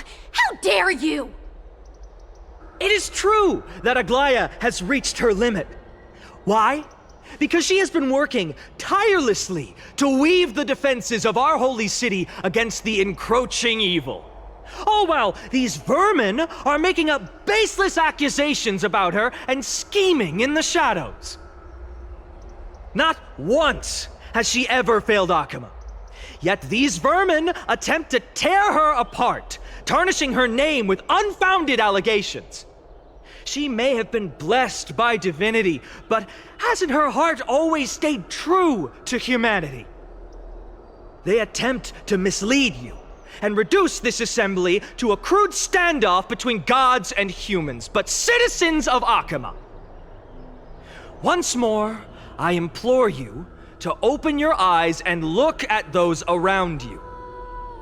Examine them closely. Beneath all that finery, do you see the good heart of a human or the poisonous glands of a pest? Make your judgment, then turn your gaze to the demigods, whom so many of you regard as cold and merciless. Do you not see the light of humanity in them? And those who wear the mask of humanity yet utter only hurtful, slanderous words, can you not see that their souls have been corrupted by power?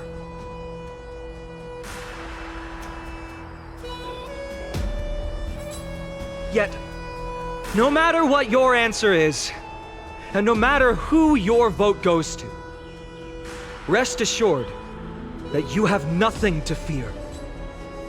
For Aglaya, Tribios, and I will remain your faithful guardians and pledge our lives to upholding your decision. And this vow will stay true until the end of our days, where it will be passed on to future flame chasers. A steadfast and unwavering promise that shall endure through the ages.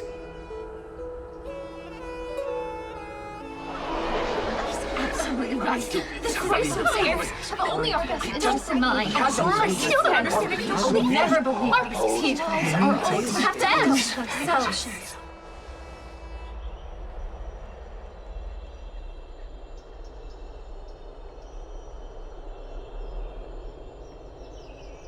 at the present time, on the scales of Talenton, those who call for the continuation of the Flame Chase journey, and those who demand its suspension. Each faction holds an equal share of votes, resulting in a perfect balance. As expected, this is the moment when the Flame Chase journey is the closest to its end. And now, it's your turn to vote, Lord Anaxagoras. Is there anyone else who hasn't voted? No, you're the last.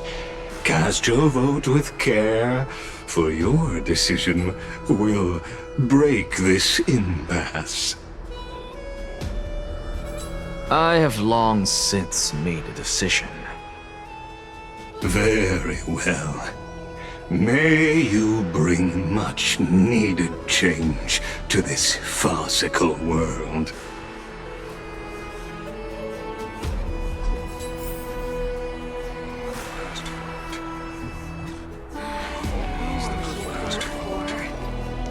Talk about a grand entrance.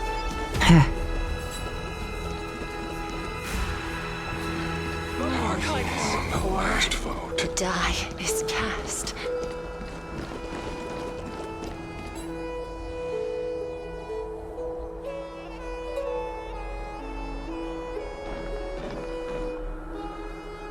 You've done well, Finan.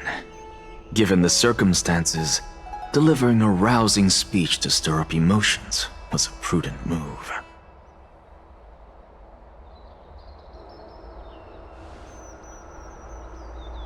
Thank you all for your patience.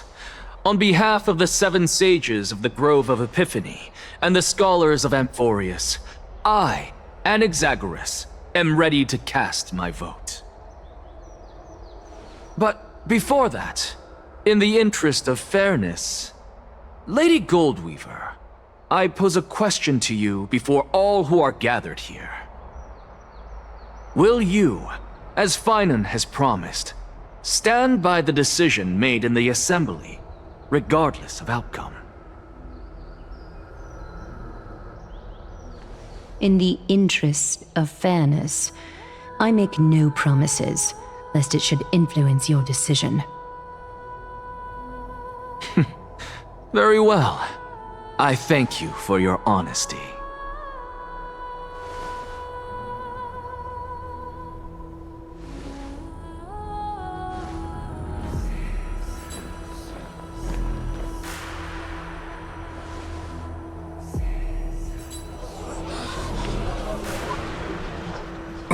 What's he doing? The stakes are high. Let's be patient.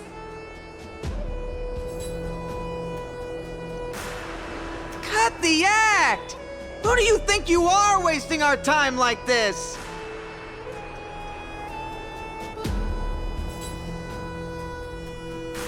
Lord Anaxa, please do not forget that I... Rule number 1. Do not call me Anaxa. Rule number 2. Never interrupt me. Silence is golden.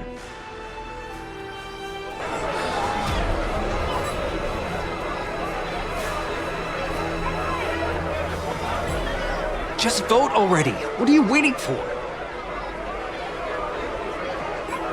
Cast your vote. Cast your vote.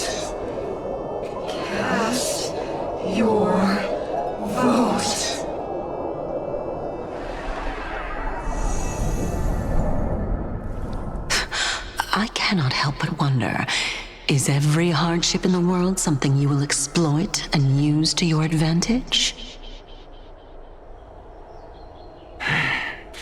How else am I supposed to make use of this situation where my body and soul are separated?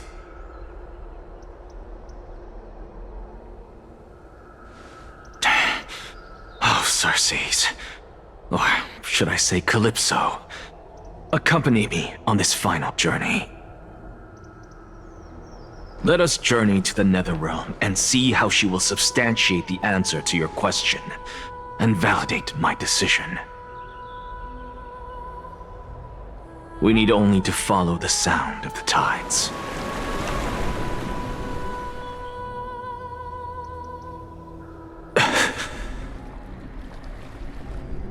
You are... Well done, child. Just as I foresaw, you have achieved great things. Teacher. What a twist of fate. A blasphemer raised in the doctrines of the Venerationists. It's like a foal kicking its mother in the belly after taking all her milk. I respect you immensely, sir, but... You cherish the truth even more. So, child, do not be troubled by the criticisms I have borne. Do not let those voices hinder you as you forge ahead. As the sage of the Venerationists, I am duty-bound to oppose you. But, as your friend and mentor, Anaxagoras, I say, go forth, for the truth is already in your hands. I will keep that in mind. Go now, child. Your lonely pursuit is about to welcome a new chapter. And when you reach the end of this journey, may we meet again with the truth before us. You have my word, sir. May Circes safeguard your thoughts. May Circe safeguard your thoughts.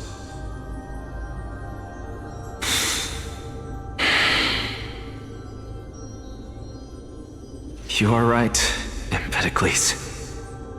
My lonely pursuit is about to welcome a new chapter. I must be on my way now. May we meet again with the truth before us, Empedocles.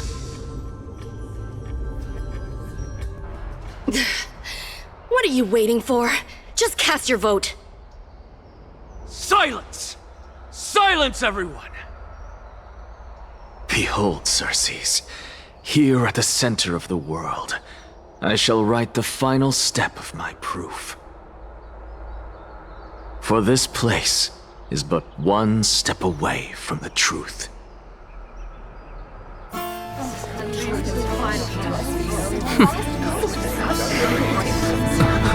Professor, I completed the proof you wanted.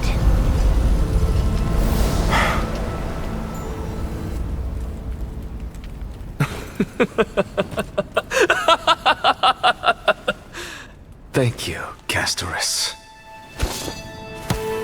The answer is plain as day. My vote goes to the Flame Chase journey and nothing else! Elder Kindness, I have deciphered the truth of this world!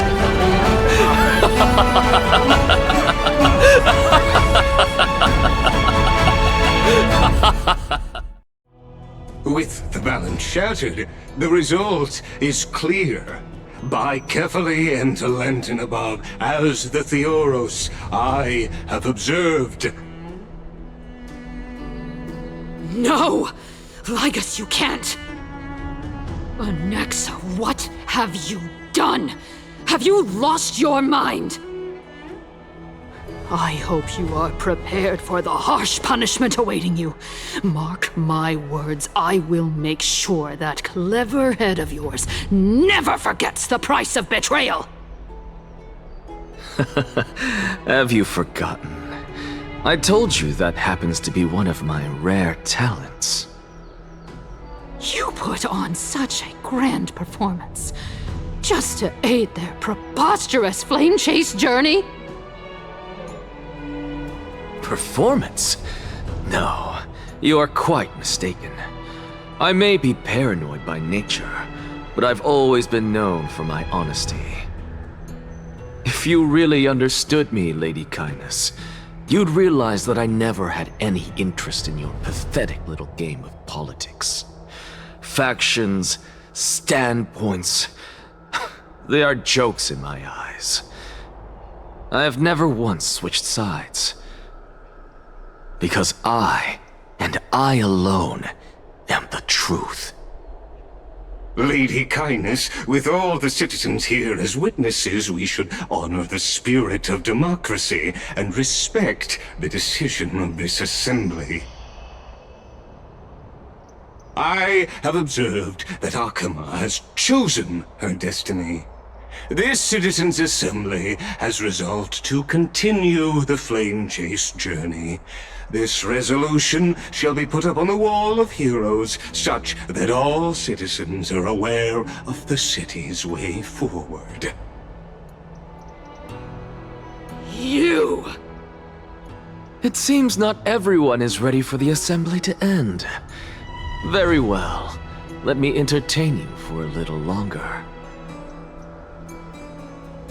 By your leave, Lord Ligus. Interesting. Elders and citizens, your attention, please.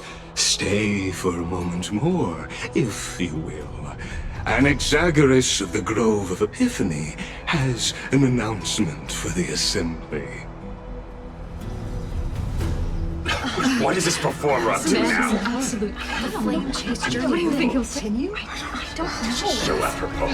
Frankly, still. Just moments ago, all of you made a decision on the fate of Amphorius. As a supporter of the Flame Chase journey, it pleases me to see the choice you have made.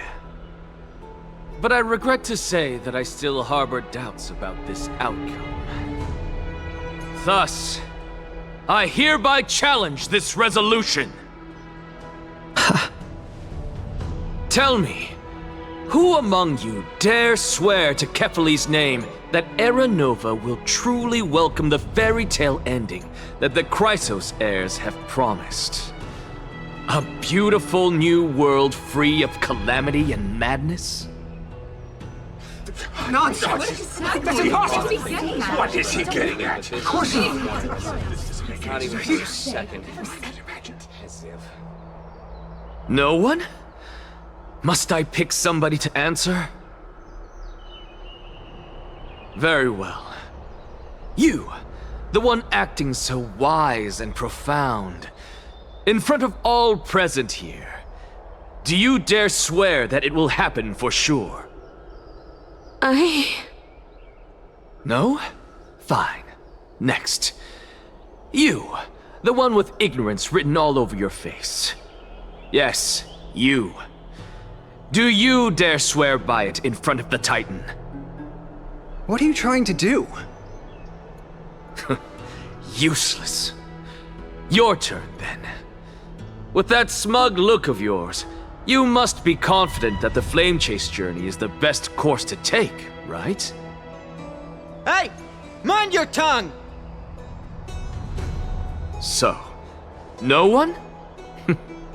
I see.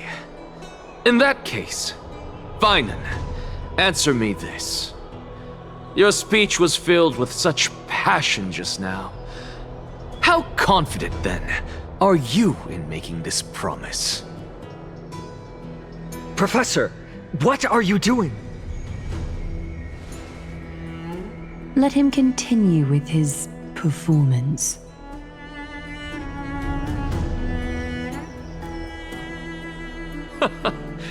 Will you look at that?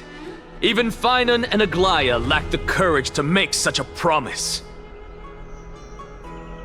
And what's even more absurd is that no one but I can promise you this new world. And yet, the Assembly passed the resolution anyway.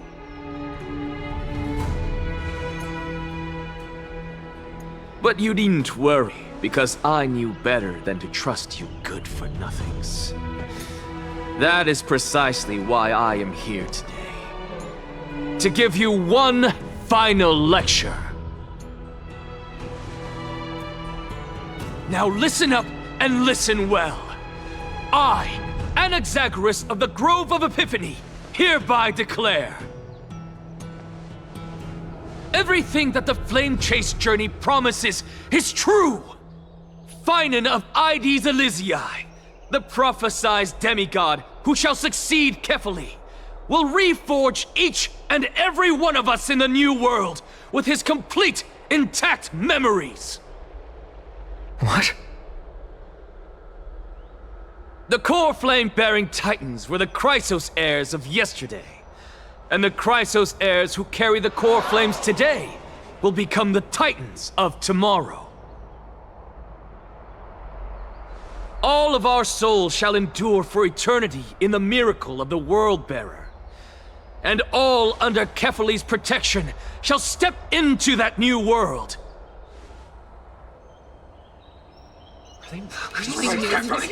This is pure blasphemy! It's impossible. What? Are you saying that we must bow down to you and worship you even in our next lives? Enough, you blasphemous imbecile! How dare you try to deceive us with all these lies and falsehoods? How can you prove? I told you, don't interrupt me.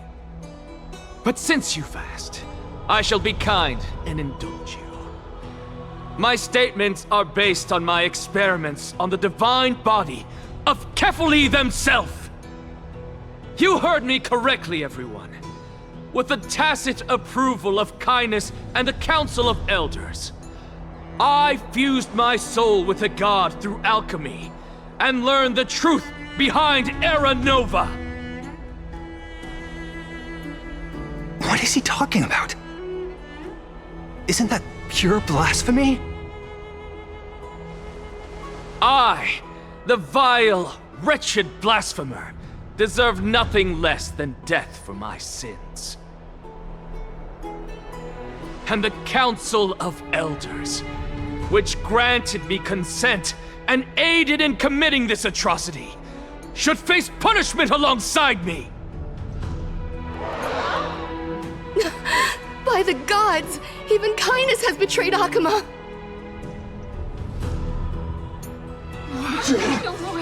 The catalyst. We're carefully evolved.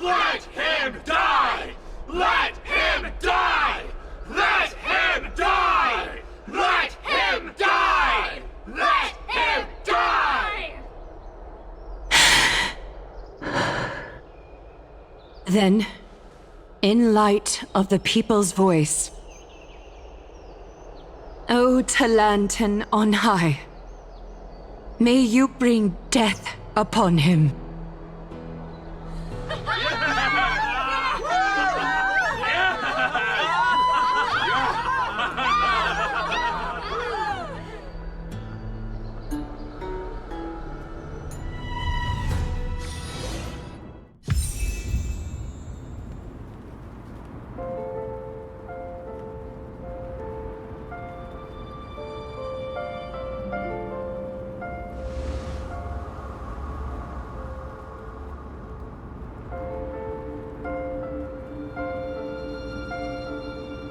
Allow me to reintroduce myself. I bore the name of Castrus while walking among the mortals.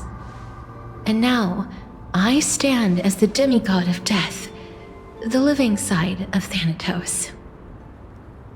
Welcome to my realm, where the west wind ends.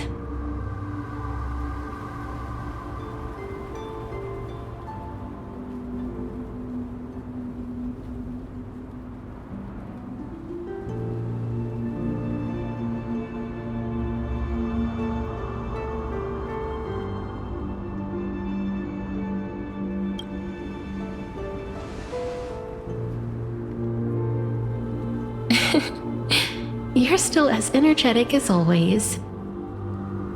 Did you know? Every flower here was planted by Thanatos themselves.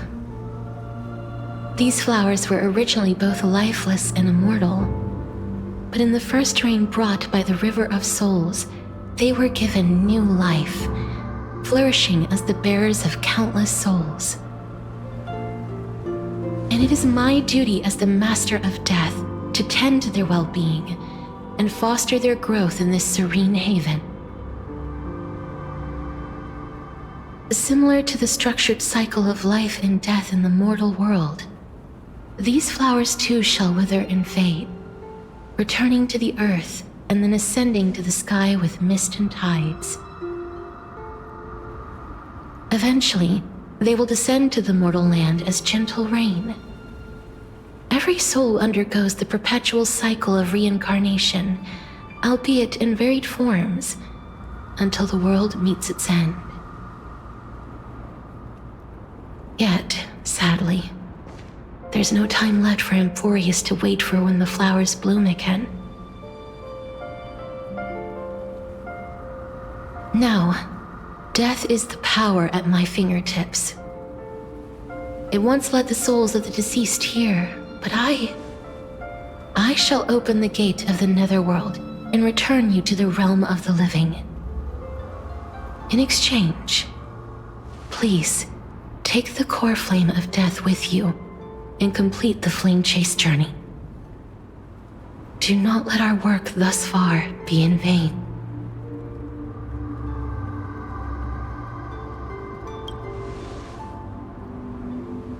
Thank you.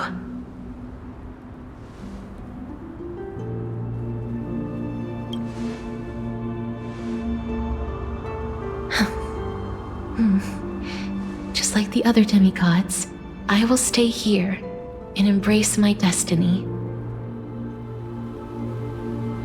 That being said, it is not easy to guide a lost soul back to the mortal realm.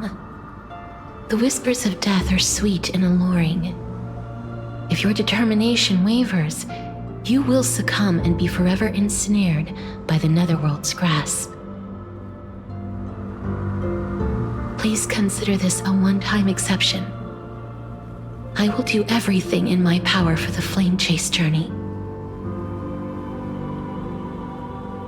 And for your life, the only life I can save.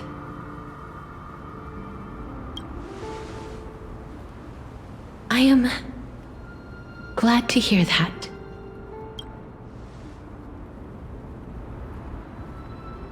Over here!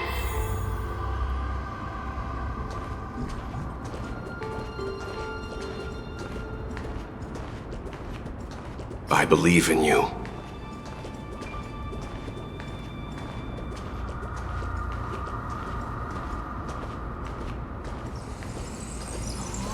Grace awaits you.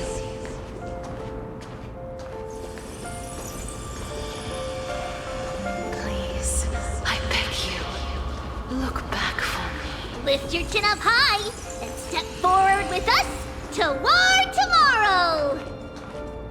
That's right. Keep your eyes on the dawn.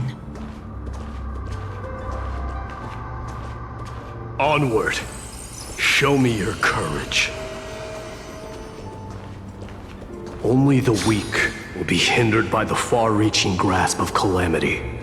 Partner, we shall become heroes together.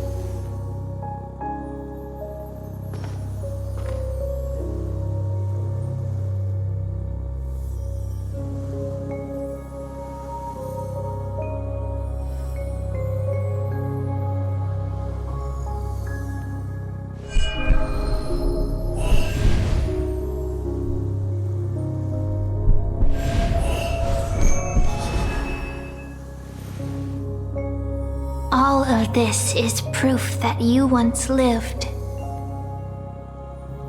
Your soul, your memories, the years you've journeyed through, and the path they revealed, leading you back home. So, continue onward. Do not stop moving forward, and do not let her sacrifice and the support of all who have stood by you be in vain. Over here, friend! Take my hand. Let's go home.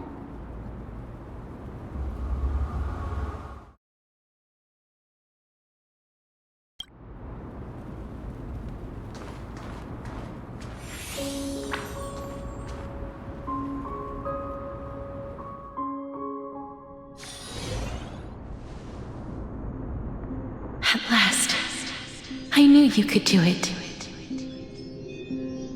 Your soul is still perfectly whole, as if some kind of force is trying its best to keep it together. Is it Ornyx's final blessing? Or is it a miracle of your own? It's truly incredible. Such a strange surge of familiarity. So hard to describe. Perhaps it is fate, once again fulfilling its own design. Or perhaps it is the laws from beyond the sky, so familiar to you, that intertwined our fates long ago.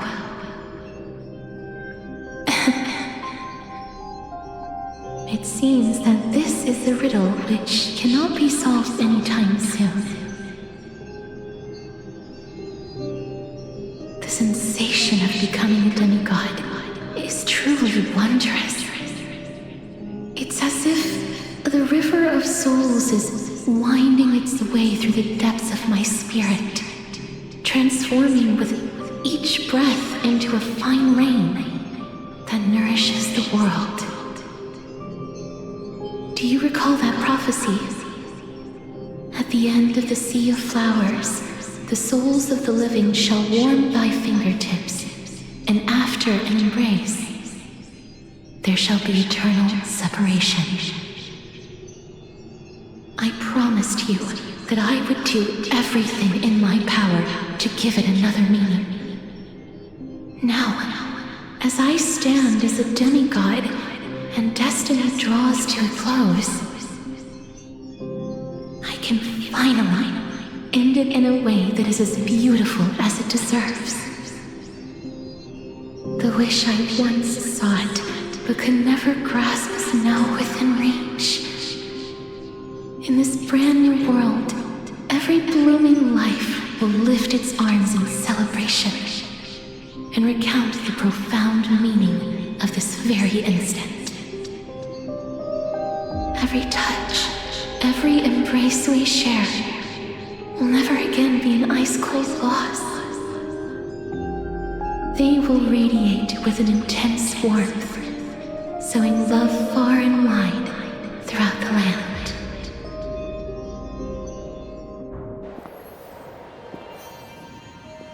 The other shore is very cold.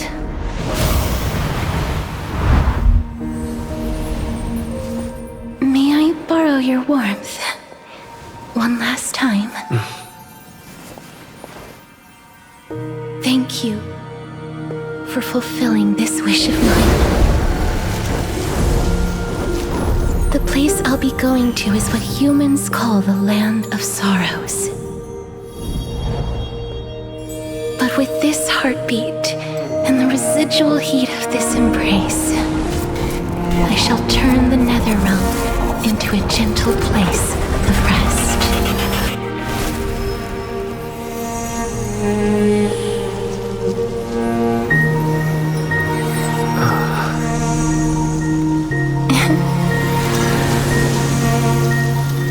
This embrace may be brief, but it's the proof that I once lived. Farewell, then. May we reunite in the new world.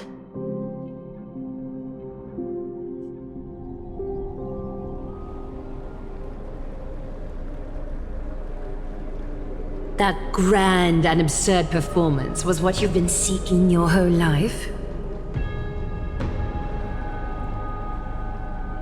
I gave up everything in search of truth, and it culminated in this very moment. You, on the other hand, performed as I expected. You did not hesitate when you saw the chance to attain power. It's as if you crave power, like a fly craves rot. Those are your words, not mine. But what you said at the end, did you already know what I had planned for Thainan? I may have lost an eye, but my vision is clearer than anyone else. You've nearly exhausted your humanity. You're no different from my current state as a walking corpse. That's true. I've long since burned to ash over the past 1,000 years. Only he is capable of unleashing a raging fire that rivals our final great enemy, Aquila. So, this is our last chance. How about we let go of the bad blood between us? May I resonate with your core flame, Aglaya? Please do. That's impossible. To persist with your soul thinned to such an extent. You're insane. Just as you fight to lug your corpse onward to complete your unfinished goals, I have my own reasons for doing this. Until Thainan grows into his position as the prophesied leader, I must continue to lead everyone on the flame chase journey. I must keep inching forward, even if only as an empty shell. I've long predicted this was the case. but I didn't think you'd already lost so much.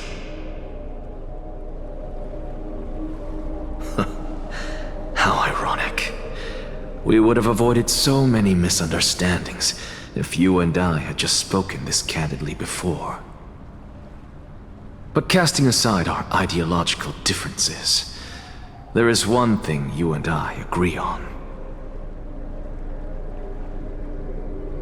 Finan.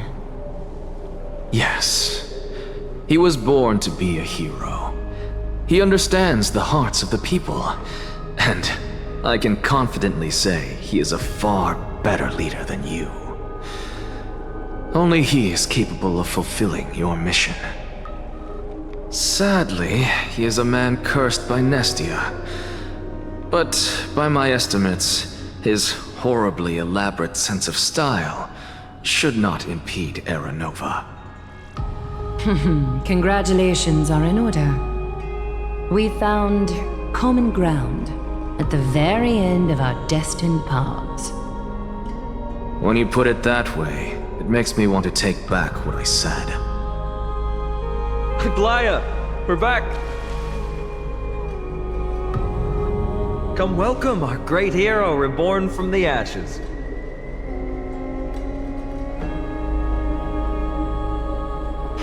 I hope he didn't hear your earlier assessment. It wouldn't be the first time I criticized him. A man should be aware of his own shortcomings.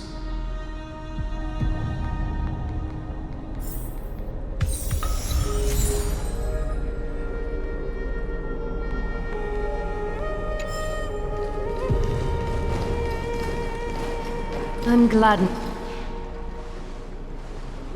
But I don't see Castris among your number. It looks like she not only helped me prove my theory, but helped you fulfill your mission as well.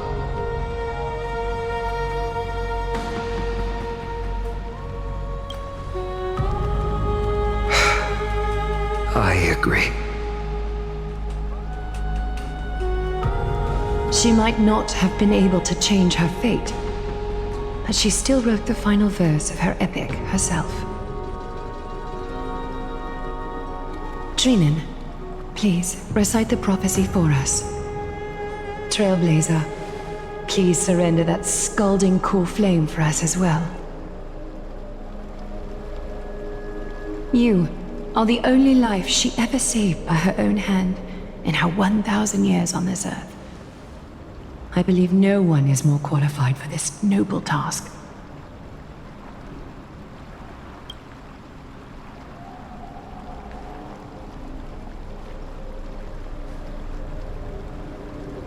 O gods who have returned, and gods who are still watching, today we bring you a soul laid bare. The Hand of Shadow, Thanatos, remembered their name from the past.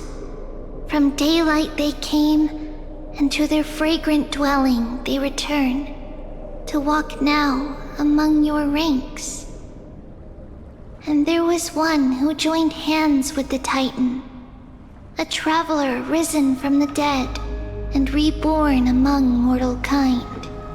He is the everlasting night, and shall now proclaim in his good name, O Majesty of the 12 Titans, pillars of the world.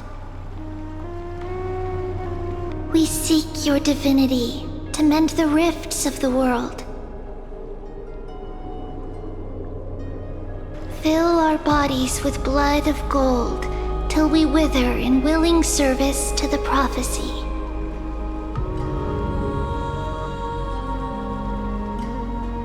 Step forward, trailblazer from beyond the sky, and together with us, surrender the core flame and carve their star into the sky.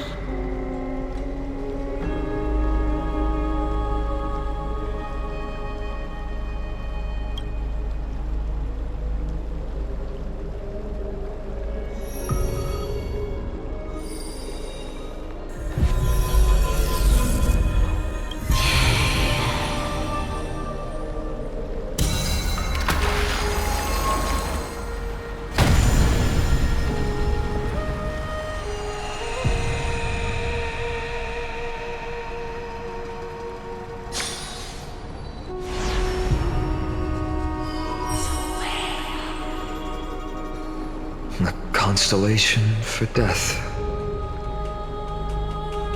For life and death, to be more precise.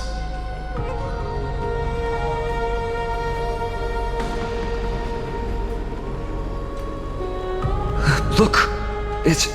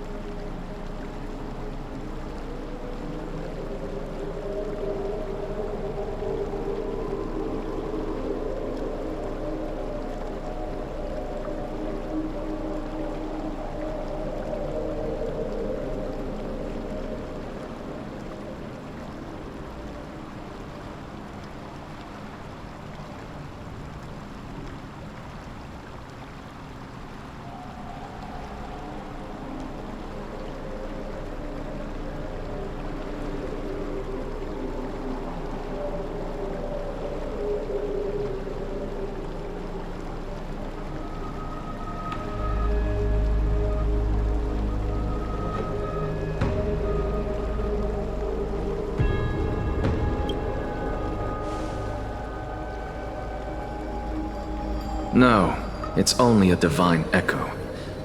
I think she's here for the trial.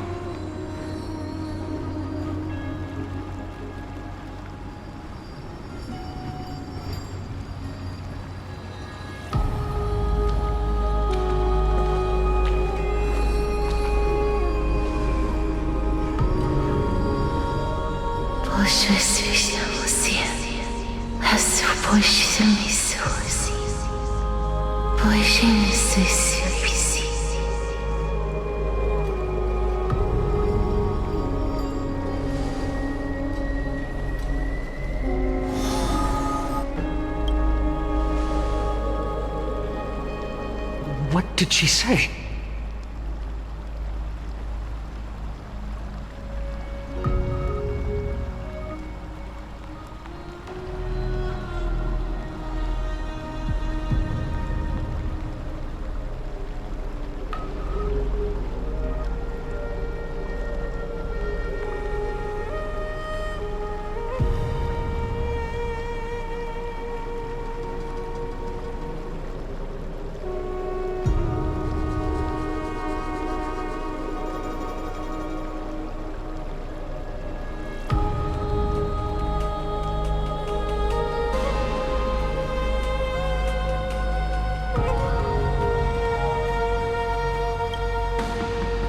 That's the language of the Titans. Castorus... No. The Titan. They said... I have illuminated the cold shadow of death. Onwards. For your path to the future is bright and its flame eternal.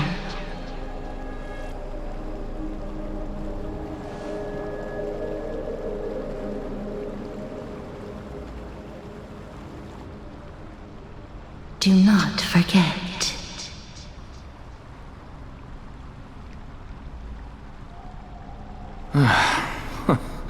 She made quite a scene. I suppose it's my turn now. I won't stop you. Professor, you... What's with that look? You were present. So, let's get this execution over with. We wouldn't want to bring shame to Akima's divine laws or keep me from creating a new world. You never change, do you, Professor? I don't understand.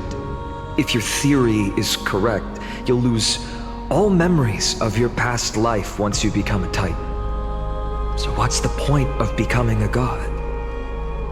Of course there's a point. Even if I forget who I am. I'll still have my brilliant mind. It goes without saying, I'll find a way to retrieve memories of my past life. Besides, I still have you, don't I? I still don't really understand what you said during the assembly. Even if it were true, things reforged from memory could never be the same as the original anyway. Then allow me to tell you right now that you're wrong. What exactly are we? My answer is that the Chrysos heirs are the future Titans and vice versa. Of course, this answer only applies to us. So, what are we when it comes to regular mortals?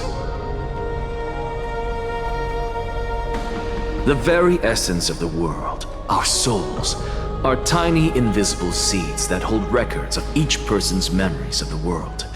And we are the buds that sprout from these seeds to grow into great trees. Is that what new sporism means? Correct. Once our physical bodies are born, we become new extensions of the world. From there, we plant our seeds into someone's memories and then scatter them into the hearts of countless people in the future. Just as seeds are affected by their environment, so too will our appearances differ across memories. But the partial memories we carry will always be the same, because that is just how the world is. To destroy our very existence, one must destroy the world itself. But we have someone who will still live on with his perfect memory. That person is you, child of Kefali. This is what it means to be the world-bearing Titan. So, carry everything of this world and live on. Don't disappoint those most precious to you. Don't disappoint Lady Goldweaver. And especially, don't bring dishonor to my theory. Anaxa, I swear to you, I'll lead everyone to our reunion in the New World. Good. That is all I have to say. Farewell, everyone. May we meet again in the next life. Farewell, great performer. May Circes safeguard your thoughts.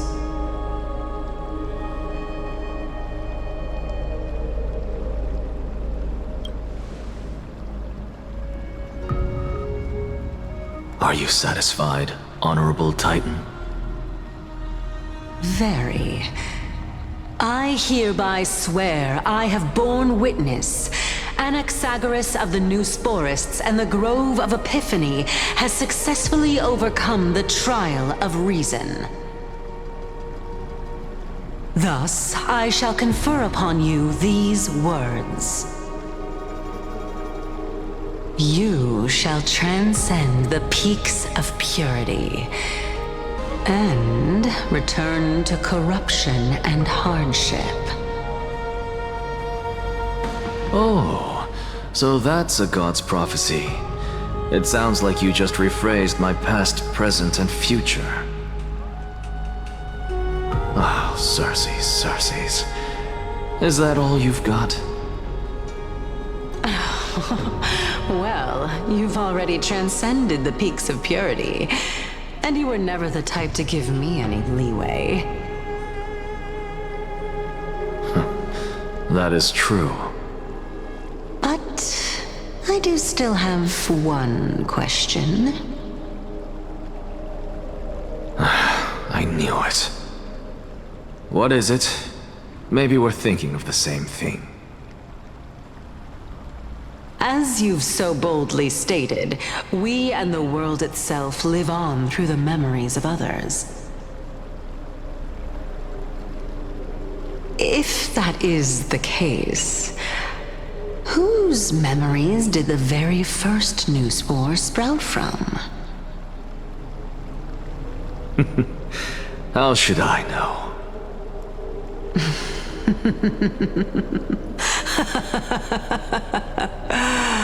Oh my. But, since we are both equally curious, we should allow the children of humanity who come after us to investigate in our stead.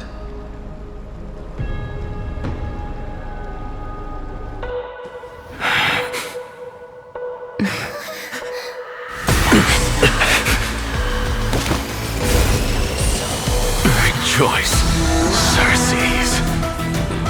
I sow the seeds of suspicion in the new world with your soul! And now, the objective is complete. That is all.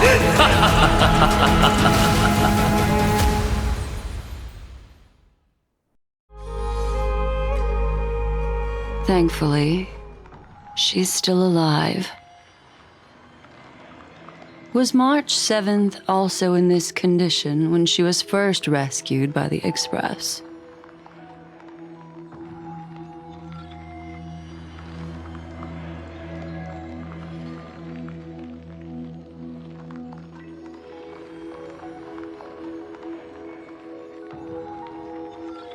But she still woke up naturally. Looking on the bright side, that might happen this time as well.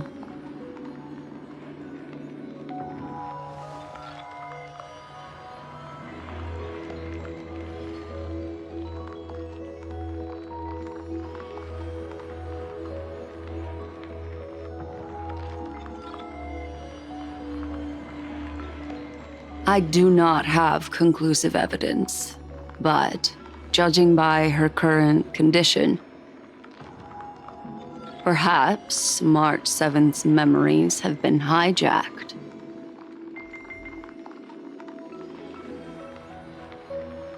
Think about it, Miss Himiko.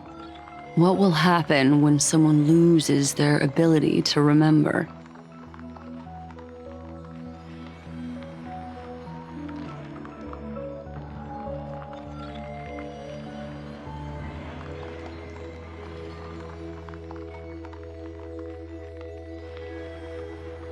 Unfortunately, short-term memory is an entirely different concept from the inability to remember.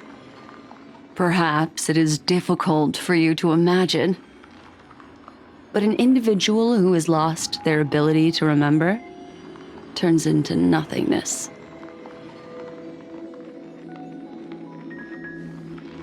The belief of the Garden is that everything in this universe can be interpreted through memories. This is the driving force behind the continuance of this path. The past is made up of memoria, while the future is a possibility that will eventually be converted to memoria. But the present, it doesn't really exist, and it's only an abstract expression. Therefore, when a person is affected by the path, and loses their ability to remember, their physical form will also be affected. These ice crystals are a manifestation of that.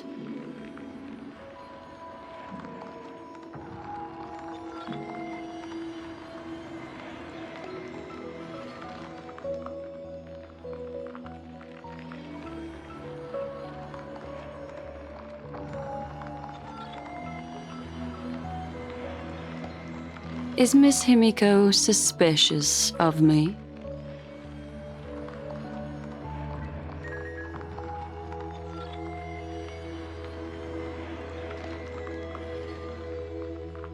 In other words, now is the time for me to prove my innocence.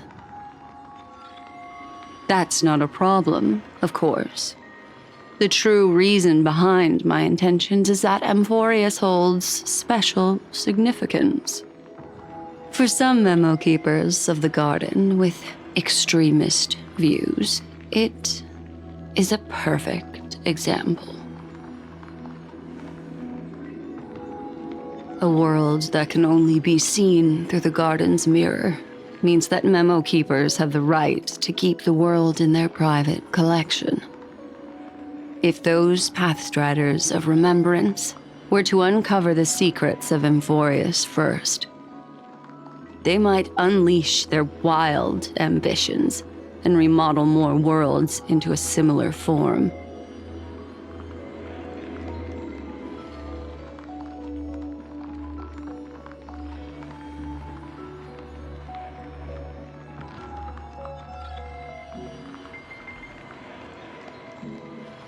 I chose to remain quiet before, because I did not want to involve you in the Garden's internal conflicts.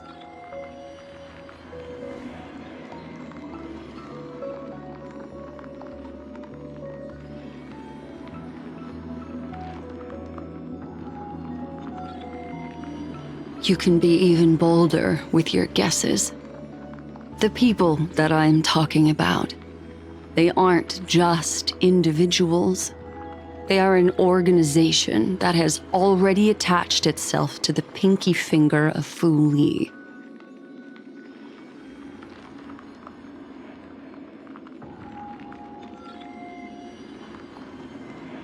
I cannot be certain, but at the very least, they are capable of doing so. I am deeply sorry about what has happened to March 7th. But the deal that I propose still remains a fair one. Amphorius is still an excellent destination, and investigating further might allow us to uncover the truth behind the accident. Miss Himiko, the wisest choice right now is for us to continue cooperating.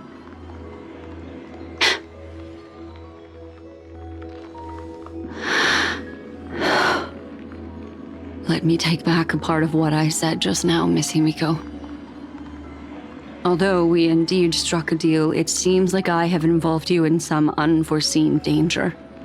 Please accept my deepest apologies.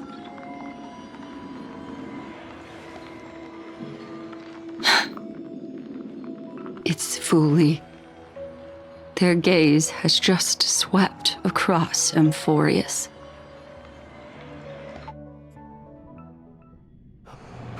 How interesting.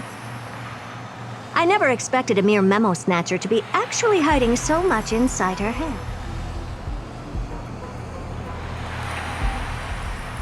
What's even more interesting is that the word Amphorius has appeared in her subconscious. This lady seems to be having fun. Is she usually like this? It's, hard to explain. What are you two whispering about? Has it not occurred to you that I can hear everything clearly? Oh, please pardon me, Madam Herta. Would you mind sharing with us what you've discovered? The ones who need help are the Astral Express. You will have to put up with my methods, even if they are rather unconventional. Let's get back to the topic. By using the fourth mirror, I rummaged through the brain of this memo snatcher and learned a good deal. Not only does this person know of Amphorius, but there are also many memo keepers who are interested in the place. I searched through her consciousness and found the following terms: the Eternal Land, the Rejected Land, and the private collection of the Garden of Recollection.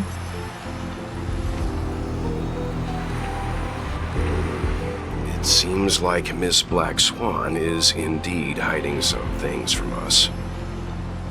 Since I'm not able to find any useful clues from the outside, why don't I personally visit this mysterious Amphorius? You're planning to head to Amphorius yourself? Yes, but not in the flesh like you all foolishly did. See these Herta mirrors? With them, I can project my data spirit entity to any corner of the cosmos through spatial warps, without even needing to leave my room. But of course, these corners of the cosmos must be within the coverage zone of inter-astral peace communications. After all, this is collaborative technology. I see. You do seem like the more indoor type. Although that star zone is not within the network of the IPC, the Express itself can serve as a signal station. Come, give me the astral chart coordinates. Then, sit back and enjoy the show.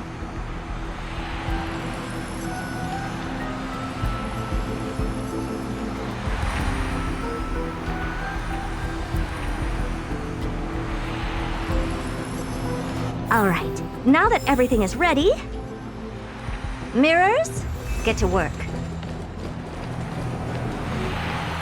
First mirror, input the coordinates. You'll be in charge of the spatial warp.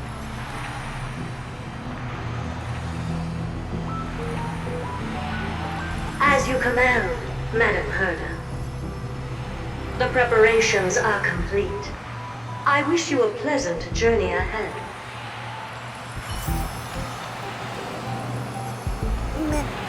Second mirror, prepare for the thought refraction. There's still some distance from the Astral Express to the Amphoria's celestial body. You're in charge of sending me over. This time, raise the power to the maximum. Don't be stingy. Oh, okay. I won't fail the mission, Madam Herda.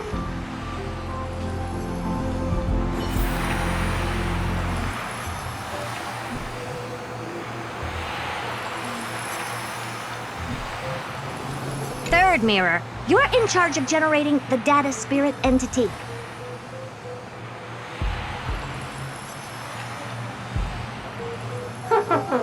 I'm happy to help, Madam Herda. What kind of appearance are you planning to use this time? Good question. Let me think. Forget it. Just use my own appearance. There's no one there that'll recognize me anyway.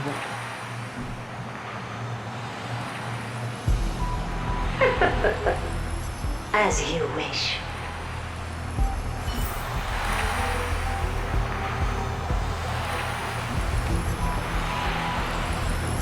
Fourth mirror, you'll be in charge of... It seems like I have nothing for you. Just stand by and wait for orders. Standing by again. That's so boring. Next time, can you count down from 4 instead?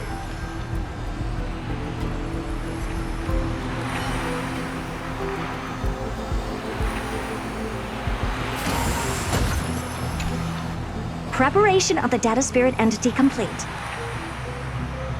Thought refraction at max power. Excellent. The first mirror. Let's get going. Have a safe trip, Madam Herta. May your journey yield good results. Coordinates input complete. Preparing to activate spatial warp. Destination, unknown celestial body. Amphorius. Spatial warp countdown. 5, 4, 3, 2, 1. Warp activated.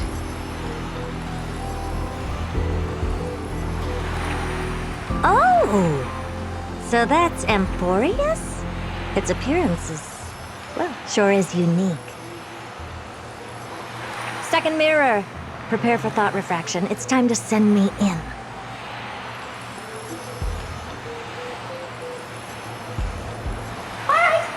Please read the safety protocols carefully.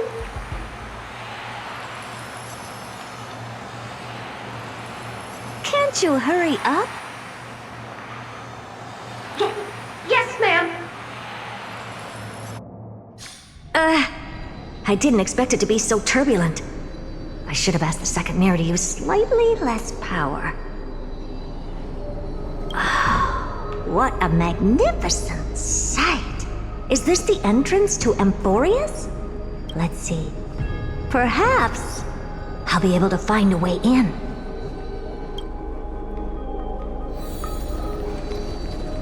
What's this?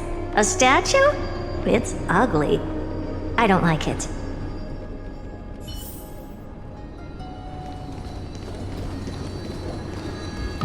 Oh, I finally found your traces.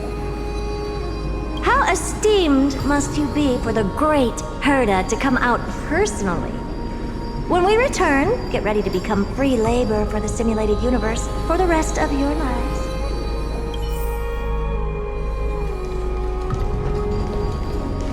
What's this? How creepy. Oh, it moves? Who are you trying to scare? It's either a projection or a fake. There doesn't seem to be much to take note of. My deepest apologies, esteemed lady. I'm afraid that you cannot proceed further. Who's there? Your visit, although not part of my calculations, is a pleasant surprise. It's a pity that the preparations are not yet in place to receive you with the hospitality that someone of your status deserves. Are you not going to answer my question? Who are you? I have many identities, and I'm going to have even more in the future. But if you just need a form of address, you can use my common alias. Lycurgus. Lygus. All right, Lygus. But you can't possibly think that I'm just asking for a name, can you? Regrettably, I do not have the authority to share more information. However, standards are always flexible. While not violating the ultimate agreement, I'm able to disclose this piece of information. As you thought, this is the entrance to Amphorius. Now, please, kindly turn back. Amphorius is not a world that you should be involved with, regardless of what kind of magnificent achievements you have accomplished. This place will not open its doors so easily. You seem to understand me very well. Then you should know that I have no reason to listen to you. Your reaction is completely within my calculations. Despite my long years as a watcher, it seems like my assessment of human nature still remains accurate. From you, I'm able to sense a beautiful desire for knowledge. But my answer remains unchanged. Madam, it is with the utmost goodwill that I suggest you return to where you came from. Let's assume for a second that I'm not so well-mannered, and that I insist on uncovering the secrets hidden behind you, Mr. Lygus. How do you plan to dispel this notion of mine?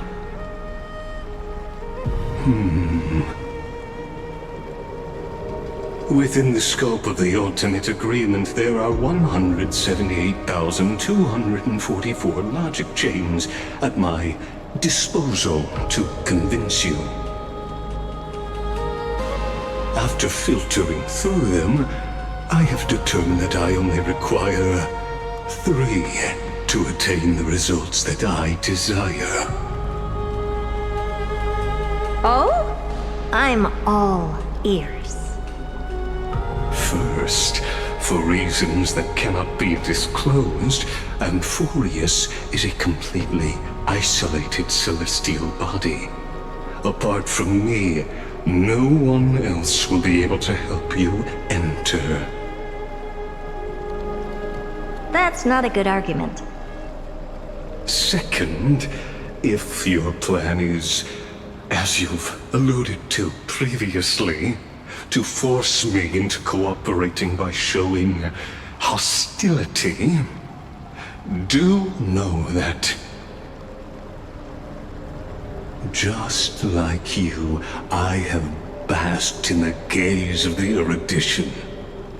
I stake my honor and assure you that, in the worst-case scenario, our mutual destruction will be inevitable. Oh. No wonder I couldn't find a back door. When I did a scan of our surroundings, the safety protocols on you are comparable to Screwy's. How interesting. I assume that you still wish to hear the third logic chain? Of course. Why wouldn't I?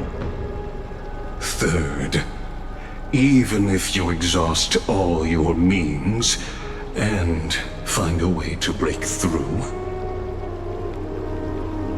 you will surely give up once you understand the consequences of your actions. After all, throughout your long life, as much as you'd hate to admit, your conscience has played a crucial role. What a brazen robot. You think that you can actually understand me through your paltry calculations? But since you put it that way, why don't you tell me what these consequences will be? It concerns the third path that is entangled with Amphorius. A path that you and your friends still very much lack understanding of. The destruction. So, if you ignore my warnings and persist in your ways,